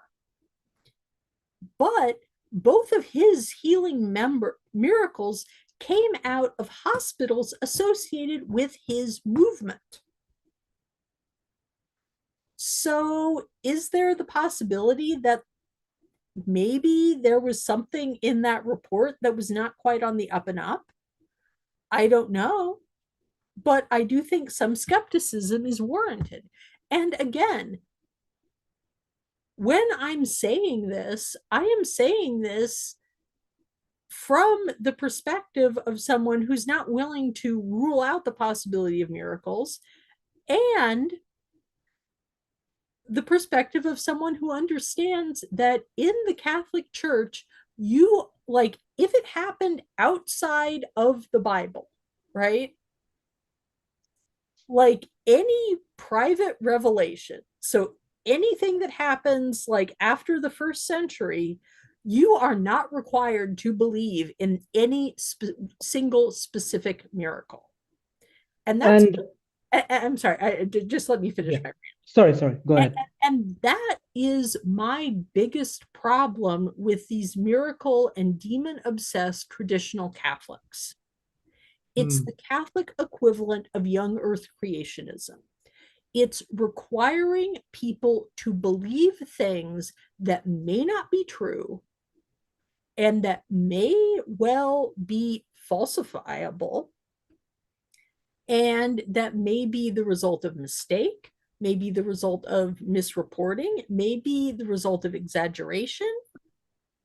And it's telling people like Joe, well, but Our Lady of Zaytun happened, so it's real. And as soon as you pull out, one of those proofs, right? As soon as you find out, well, Zaytun was fabricate, if the guy who faked the Zaytun miracle came forward tomorrow and explained exactly how he did it, that starts to damage people's faith. So don't create problems for people. Don't do things that are going to make angry atheists, especially not if you're a theist. If you're saying you want to make theists, don't do things that make theists into angry atheists when they find out they've been lied to. Okay, I'm sorry. That was my rant. One thing I want to point out. So, I was raised a Hindu, right? And one of my friends, no, I think one of my friends and another one is my cousin. They individually saw demonic possession in a particular exorcist temple, Hindu Yeah. exorcist temple, right? Yes. Yes. Oh, by the way, Hindus get demon possessed and get exorcisms all the time. Yeah, yeah, Like this yeah. is the thing. And Like and a well like known thing. and like around that time, these my cousin and my friend would like ask me, how do you explain that? So like one of the things they told me, like there was this lady, there was this woman who was demonically possessed, and she drank a massive um, water in like this massive, what's the English word for it? A bowl, I guess, massive bowl. And they said like that's just that has to be a demon, right? And I would always think, well, interestingly, if you there are a bunch of videos of like some people who have this sort of ability where they can actually drink a large amount of water, and then after a while they can take a lot of their out. Yeah. Yeah. Like literally. Well, yeah. um Yeah. Well, like I've seen like some people from like Africa, in sub-Saharan Africa do that. Like it's a trick, it's a technique, yeah. right? And so like, but if I did not know the technique, I would even when I did not know about the technique, I would think, well, something might be something naturalist that is going on. Like I cannot explain it right now, like the particular thing, how it happened. But I think like the skepticism that we have about like or we could say the view of like methodological naturalism or methodological materialism is that throughout history, we have seen supernatural, magical explanations get replaced by the more naturalist ones, even in particulars and even in universals. Like Yeah. there was a time when people believed that when rain happens, a lot of rain happens, maybe Zeus is angry, right? And like they genuinely believed that, right? Like they Yeah. Yeah. genuinely Yeah. believed that some of these And gods were angry. Um, or in well, I mean, there was, I mean, there was a case like about 30 years ago in India where there was a terrible drought, and yeah. there was this guy, like, honest to God, this guy went to the temple in his village and committed suicide. Like, like he sacrificed himself, right? As a Hmm. human sacrifice. And guess what? It started raining, you know? And not just, and like that was like the end of the drought, right? The village, he died and the village was saved. Yeah. Well, I mean, like you can go the St. Paul route and say that that was a demon, but but in terms of the logic of the religion of the people in that village, if It you was their God. yeah, if there was a drought, somebody, like literally gave up his life for the sake of his community, Hmm. and nobody starved. Everyone was saved. They got their crops, and you can be skeptical about that, but at a certain point, it's like you, you're doing special pleading to believe in Christian miracles and not in that as a miracle. And you have to have some kind of a mechanism to explain that. Another thing I should mention, just like a few months ago, just or maybe just a year ago, my one of my siblings told me about like so one so they are Hindus, right? Yeah.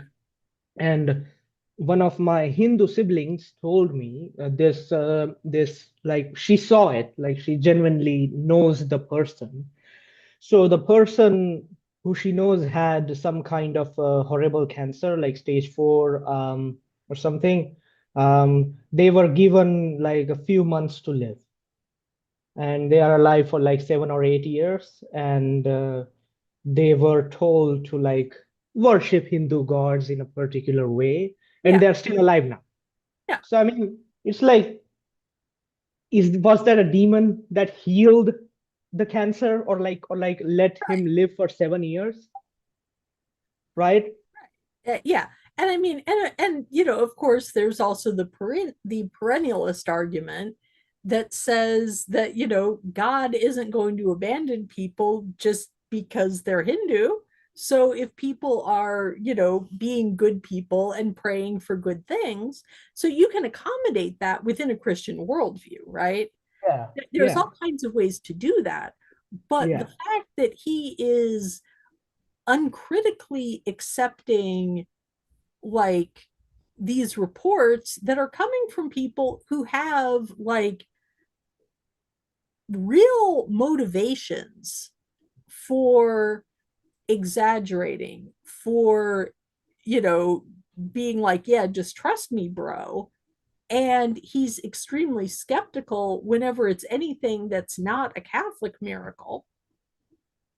And They again, also, yeah, sorry, yeah, go ahead. and again, he did not even like explore the Coptic Orthodox Church, even though Our Lady of Zaytun is a Coptic miracle. Maybe the Virgin Mary likes the Coptic Church more than the Catholic Church, because after all, Zaytun is a better miracle than Fatima. More people, just saying. Yeah, yeah. Even so like Fatima was like written by Ethan Muse in a blog post, but Yeah, but regarding Zaitun, like a literal philosopher, actual, like, who already has like PhD and all that stuff, who publishes in like Phil papers, actually published in yeah, I think in some kind of respected journal or something. Or maybe the book that was like well yeah. liked or Well, something. But and and he's there was, Orthodox, yeah. Well, He's yeah, Eastern Orthodox. yeah, and there was also with Zaytun, there was an American anthropologist who happened, you know, to be in the area and, you know, came and hung out and talked to people about the phenomena. And she saw lights. Now, she didn't see the Virgin Mary. She just saw like, you know, some kind of lights in the distance, and, you know, then people got really excited about it. But she didn't report like any like, you know, and she even noted that like there was no electricity, like the street lights were not powered up in that area. There was no like obvious, there was no obvious source for the light, right? Hmm. And, you know, she was like, you know, there was some, you know, inexplicable light, and then her conclusion was basically there was inexplicable light and then belief did the rest, right? Yeah, yeah, yeah. Which, And so one important thing that I want to mention is that Joe converted to traditional Catholicism. He's not a perennialist, right? yeah, And additionally, the people in this kind of right-wing Abrahamic tradition actually have a motivation to convert other people to save them from eternal hell, right, right? Like they have this background threat, right? right, So like if someone lies, they might think that they're doing it for the greater good, and right, never tell anyone that they lied throughout their death. Maybe they thought that they will go to hell for that lying, but they thought that I would save many more people by lying, right? right, Like they or could think that. yeah. Well, I mean, like, and we and the tragedy is that we know that this has happened because you know, in because one of the refrains of the child sex abuse scandal was, better that one child should suffer than that 100 people should lose their belief, Hmm. right? So we're going to keep this under wraps. We're not going to tell anybody because it would damage people's faith and that would be worse, right? Hmm. And I mean, and that's a monstrous argument. But the point is, there were people who were making that argument and were acting on that and who believed they were doing the right thing. Yeah, yeah, for the greater good, right? Yeah, exactly, for the greater good. So when you know that you're operating in a system in which people are willing to lie for the greater good, right? Where it's, I can tell this lie, or I can create this situation where 1 million people might go to hell. The lie is better, Yeah, especially, yeah. And again, okay, we're talking about Catholics here too, right? yeah, It's like you screw up and you go to confession, right? yeah, yeah. Well, all you have to do in theory is go to confession and say, Father, bless me, Father, for I have sinned, I lied, right? And the priest might ask a few clarifying questions, but you know I'm not convinced that you couldn't get absolution, which, if you're that kind of traditional Catholic, the fact that you were absolved of that sin, you're fine, right? And I mean, I'm not accusing any specific person of any specific thing. Yeah, I'm yeah. just saying that this is why I tend to be super skeptical of miracle claims, Hmm. because there's too much potential. Anyway, I'm going to hit play. Cases, and it's just insane, and I just can't believe the conspiracy that I would have to posit in order to explain them all away. It just seems like the universe was conspiring to make it look like God exists, God is performing certain miracles, and not just miracles, but miracles that seem to vindicate distinctive Catholic doctrines. We've got, for instance, very well evidenced Eucharistic miracles. You've got extremely well evidenced Marian apparitions like Fatima and Lourdes and Zaytun, where like Mary is like granting requests for conversion to Catholicism. She's saying, get the Holy Father to consecrate Russia outside of his jurisdiction, by the way, to my immaculate. Okay, this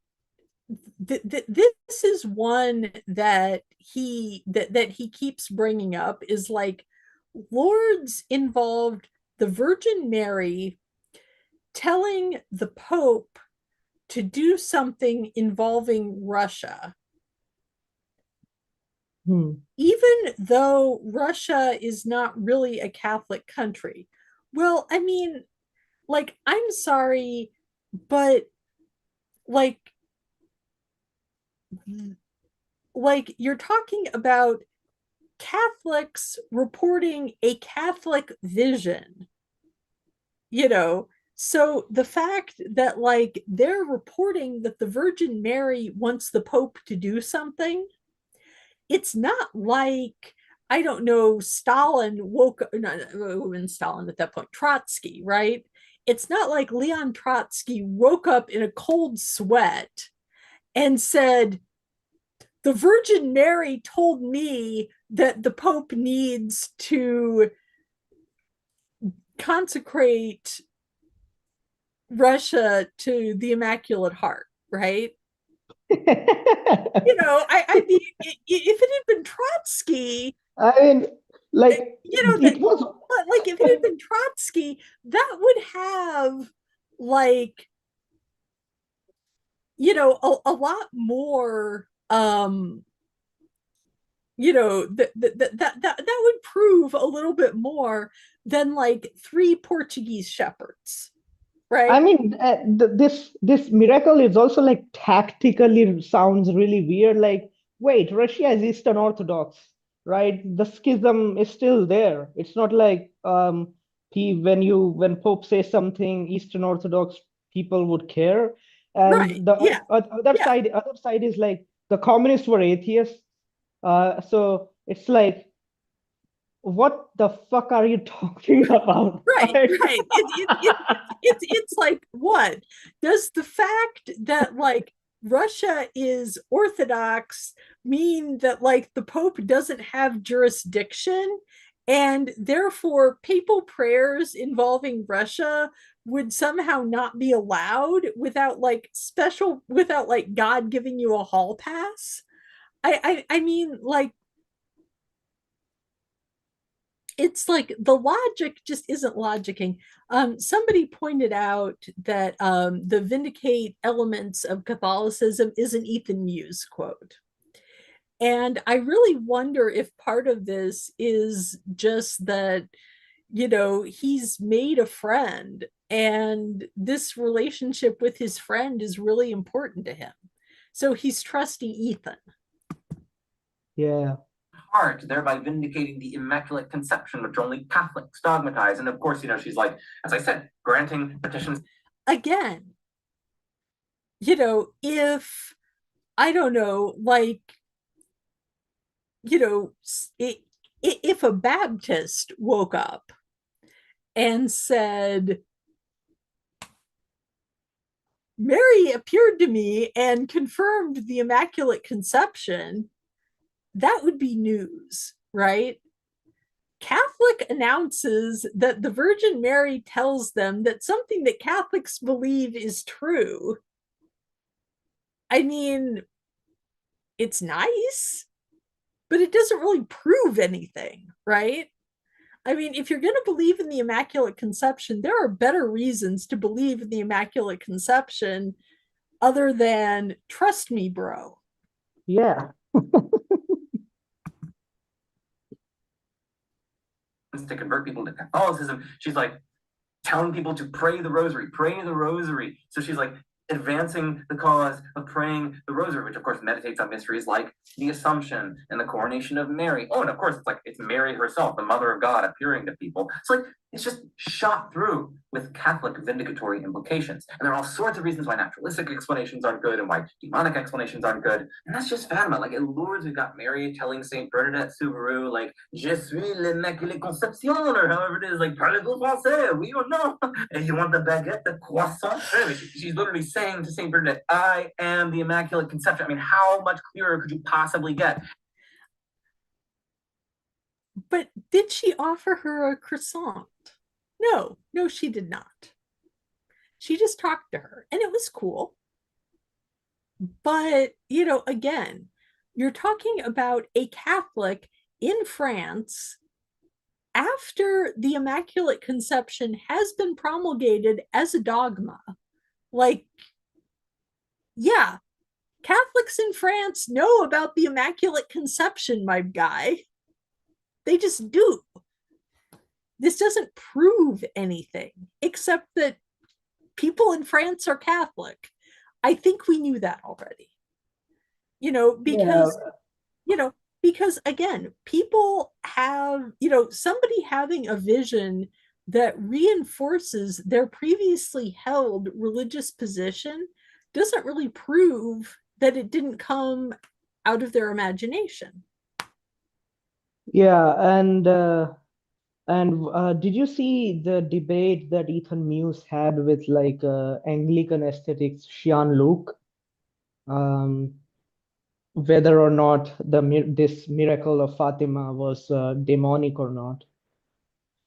No, Um, I try to avoid I like I say, I try to avoid Ethan Muse and a lot of like the online apologetic stuff hmm, because like there are certain things like I mean I'm willing, for example, to defend the idea that there was somebody in Mexico in the 1830s who had some kind of a vision and somebody made an icon inspired by that vision and that there's like something real at the core of Fatima.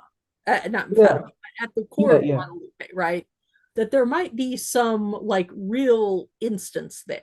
So I'm yeah, willing, so like I'm willing to like be somewhat credulous about somebody had an experience, right? yeah. So I would say like the debate was between basically a right-wing traditionalist Catholic and a right-wing traditionalist Protestant, basically. Yeah, And one of the good points that I think Shian made, who is like a trad Protestant, is that historically and even now, the Vatican would not even investigate a miracle if the miracle had some teaching that goes against the magisterium. yeah. They Well, well, wouldn't even. it's actually not so much that they won't investigate it. I've actually been doing a whole series on the norms for supernatural investigation on Tuesdays, but Okay. it's not that they won't investigate it.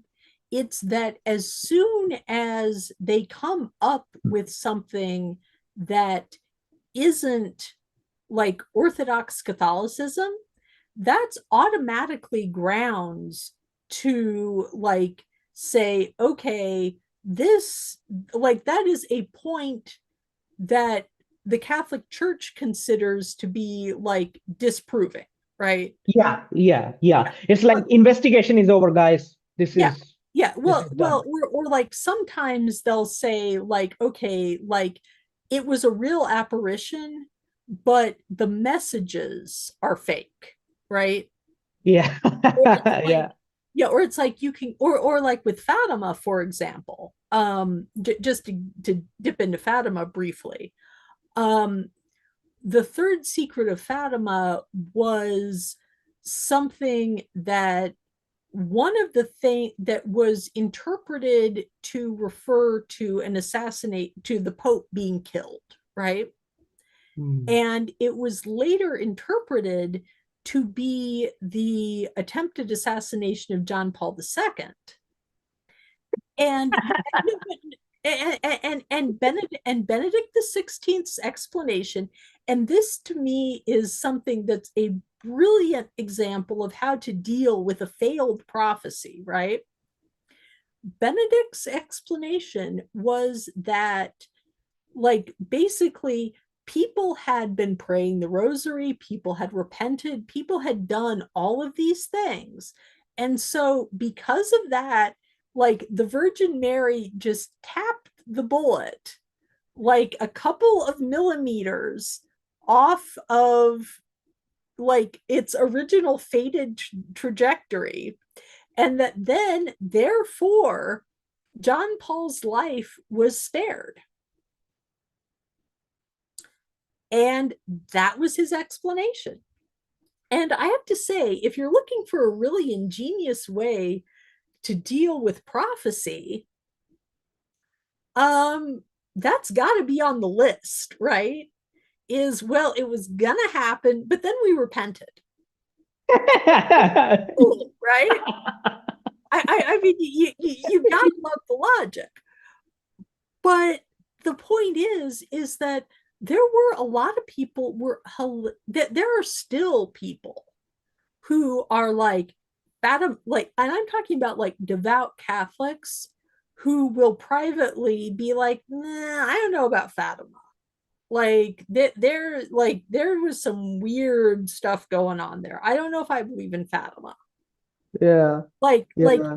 like it's actually really funny when you talk to Catholics, because like everybody has their like ride or die Marian apparitions, Yeah. and then they have their Marian apparitions that they're like, nah, Guadalupe 100%, La Salette, nope, that was fake. Yeah. And what's particularly interesting is it's like there are some Marian apparitions, like Fatima, are like really traditionalist coded, Yeah. and there, Like, sorry, go you know, ahead. Go ahead. and there are some that are like way more. And then there's like some devotions that like traditionalist Catholics will not touch. Um, and yeah, it like and I hope that people who are interested will tune in on Tuesdays because I'm really getting into this and it's being Yeah, and I think it'll be a lot of fun. But anyway, yeah, I'm going to play. yeah, And then God just goes out of his way to perform like the most unprecedented string of like concentrated medically documented healing miracles in all of history at Lourdes. Just insane. Or if I want to be French. Oh, and God's also going like out of his way on multiple occasions, on multiple different continents, and in multiple different centuries. He's going out of his way to like make sure that when like a cat. Yeah, and he's gonna rant about miracles for another little bit here. So I'm just gonna roll it ahead to the next timestamp.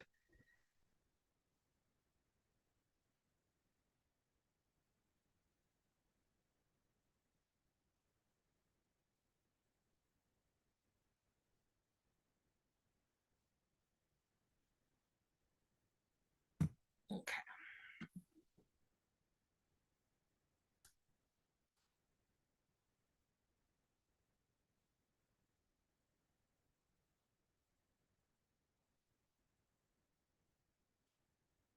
Oh, I didn't hit play. I'm sorry. Of like a vast and diverse array of otherwise pretty striking and coincidental data, I started to see Catholicism in the same light.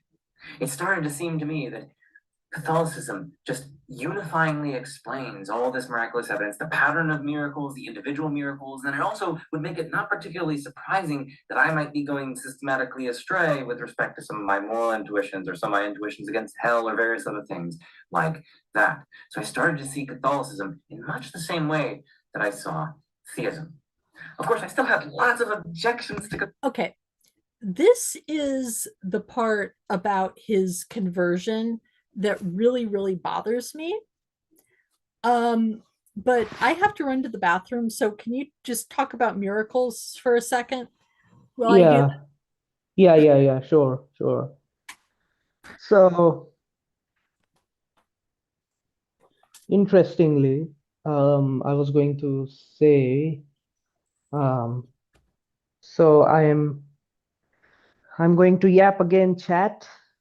So, um, I would say like so in the debate between Sean Luke and Ethan Muse, one of the important points that Sean made is that the um, for a miracle, for a miracle to be a miracle, it should not um, contradict the previous established doctrine or the canon or the dogma that is taught um, for a long time, or like there's a consensus of the church fathers, especially in regards to like faith and morals, right? So Sean basically made the point that look, if a miracle contradicts a core doctrine or a core dogma, then it cannot be said to be from God. So there could be wonders performed by non-God entities. It could be demons, it could be spirits, maybe, right? Okay, I'm back. Okay, great. So I was just talking about like Sean Luke basically made the point that for a miracle to be a miracle, it must not contradict the previous established core doctrines or Yeah, core dogma. yeah, And exactly. Sean basically made the point that Fatima contradicts one of the core tenets of Christianity, or at least his version of Christianity, and so Yeah, it's a demon. yeah, exactly. And and that's something that Catholics and Protestants get into fights a lot about on the internet. Now, what I want to jump on here is he's talking about, I had these objections to Catholicism that like centered around hell. The thing is that within Catholicism, like there is a position that's called hopeful universalism that basically says that like you are allowed to hope that hell is empty. And like basically who you are required to believe is in hell is basically the fallen angels and Judas, right? There is literally one person in human history that the Catholic Church is absolutely positive is in hell. One. That's it. In all of human history, one guy. Now, and according to the fan theory, the reason why Judas is in hell is because he would not believe that Jesus would forgive him for betraying him on the cross, right? Because of despair. Yeah, because of despair. It was like basically Judas is in hell because Judas thinks that he deserves to be in hell, right? Hmm. Um, and that is a perfectly defensible and orthodox Catholic position. It happens to be the position that I have, Hmm. right? And that's how I manage to, believe in a just and merciful God and in the existence of hell, is I believe that it's mostly empty. Yeah. And I'm sorry, but Right. Sorry, go ahead. and what bothers me is that he like he does not consider that hopeful universalist position to really be on the table. It's like you're either talking about the majority of people going to hell or atheism. Like those are the alternatives in his world. And it's like, no, you know, you the problem, just accepting Catholic orthodoxy does not make things simpler for you. It doesn't, unless you're a traditional Catholic, in which case everything is simple. Yeah.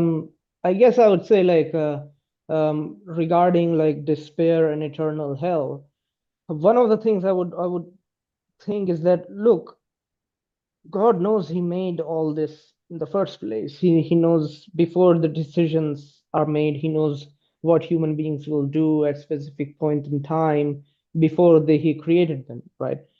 And it's sort of like when he says like his intuitions changed, um it sounds very strange to me because like yeah, as you said, right, like why not just be a hopeful universalist and kind of like a C.S. Lewis type.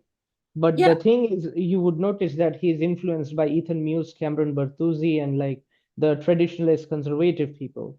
And yeah, they are usually the ones who are more strict regarding what regarding interpretations and stuff.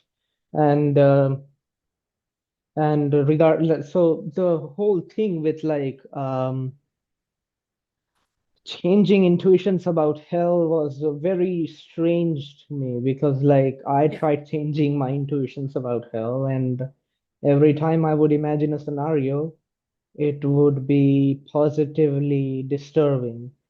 yeah, Even the gates of hell are locked from the inside, because yeah, it's like um it's sort of like what what exactly is hell like? Can you at least say something about it? So it's like yeah, this was just this was the most personally for me the most shocking yeah, thing. yeah, yeah, exactly. And it's like, and especially when you are dealing with a tradition that is as broad and profound as Catholicism, it's like it's like basically his definition of Catholicism is what he learned at his like upper middle class like Catholic school, like his upper middle class, very conservative Catholic school,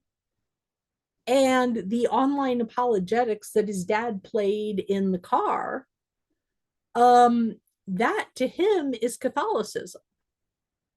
And it's like, no, there is so much more going on.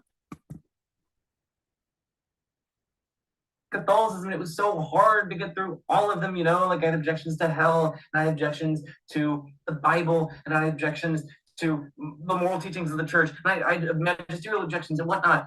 But just okay.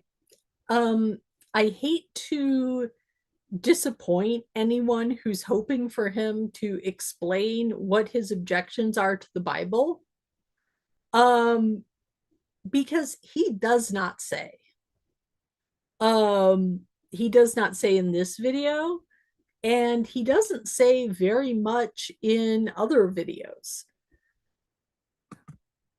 Just over the course of, those 2 or so years, I just started looking into the objections further, and they just started to wane. So in addition to like reading like theology and philosophy and magisteriology, in addition to all of that, I watched lots of YouTube videos, but also I would just sit down for like hours on end with my good friend Ethan Muse, and we would just go back and forth on these various objections.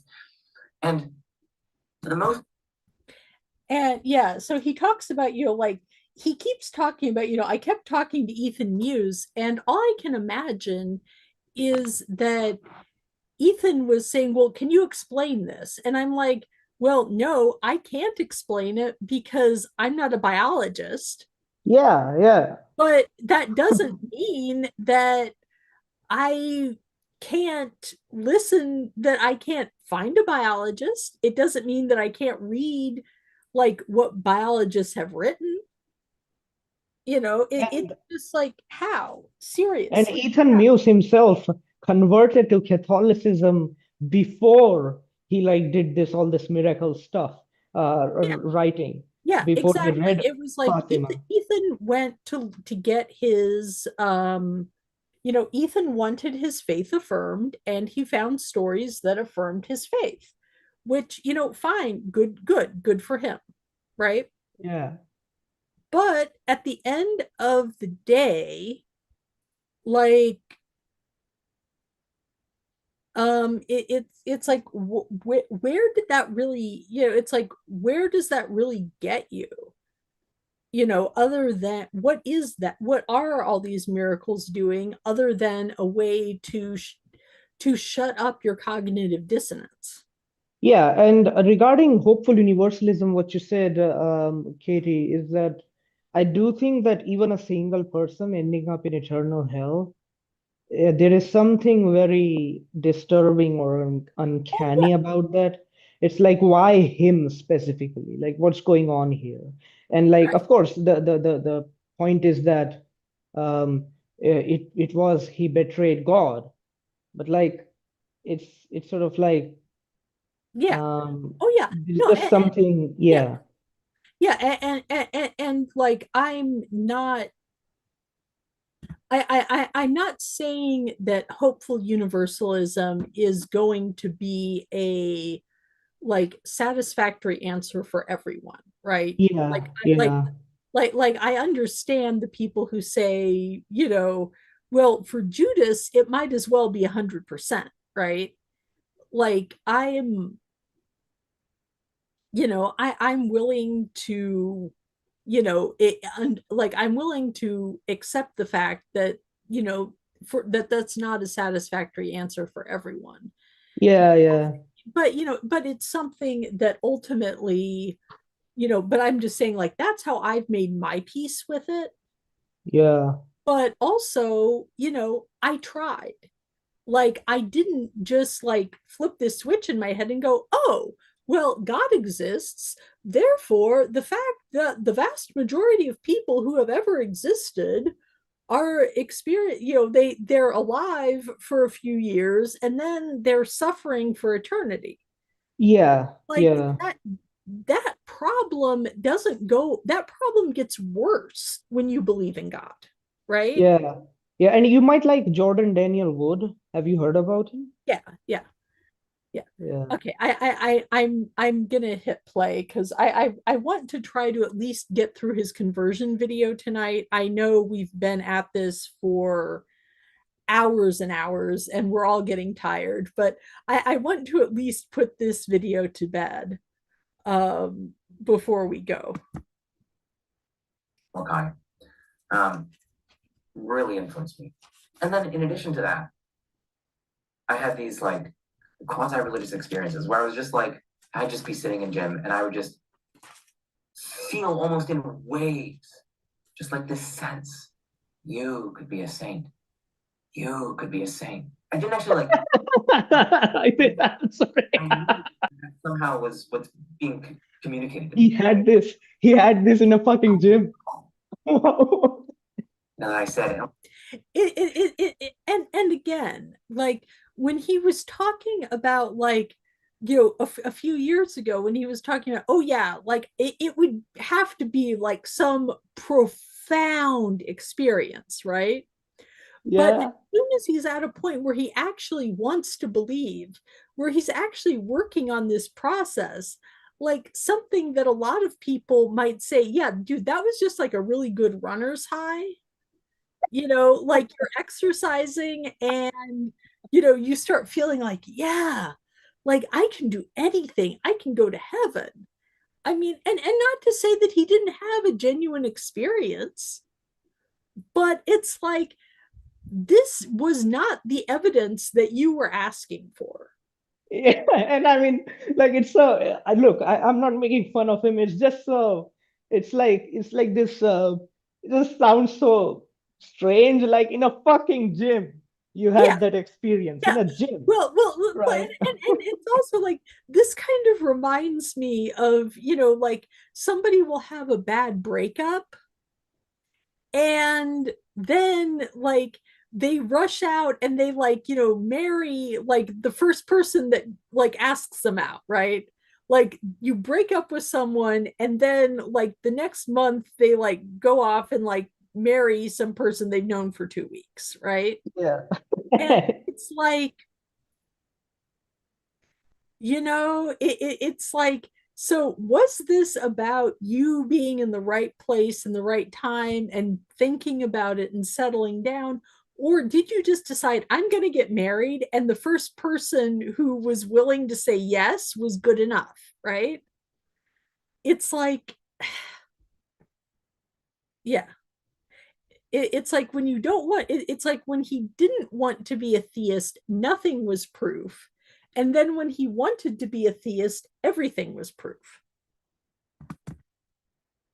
almost like canned waves. And at the same time, I was being convicted of my sin. I was just seeing the manifold ways in which I Okay, convicted of my sin. That is language that you will only hear from a traditionalist Catholic. And that is language that traditionalist Catholics picked up from evangelicals. Yeah. And like convicted of sin, like, dude, did you like murder or rape people, mass murder someone? Like, what Yeah. the some No. people. No, and that's why convicted of my sin is such like a term of art, right? Like Yeah.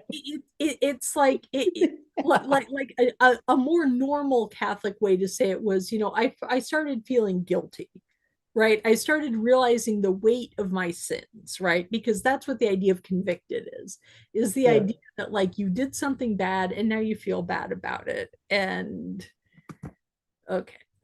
seriously fall short of how I'm supposed to live. And so God was here just launching like a full frontal assault on me to get me converted, right? Like he's just like putting all these like overwhelmingly beautiful and inspiring saint stories on my radar. He's making them have a significant impact on me. He's like, Okay. I realize that a lot of people here are pretty new subscribers. Um, I'm running a series. I was running a series on Tuesdays where I was talking about stories about saints, right? which are a huge thing in the Catholic Church. There are so many stories about saints, right? God didn't have to work very hard for you to notice stories about saints, because if there is any one thing that Catholics love universally, is stories about saints, right? All this means is like I started paying attention. It's like somebody like discovered Star Wars for the first time, and oh my God, did you realize there's like 12 movies and 3 spin-offs, right? It's like, yes, there are stories about saints. Giving me these like quasi-religious experiences, to kind of calling me to sainthood. He's giving me this like weird, almost indescribable magnetic attraction to Catholicism.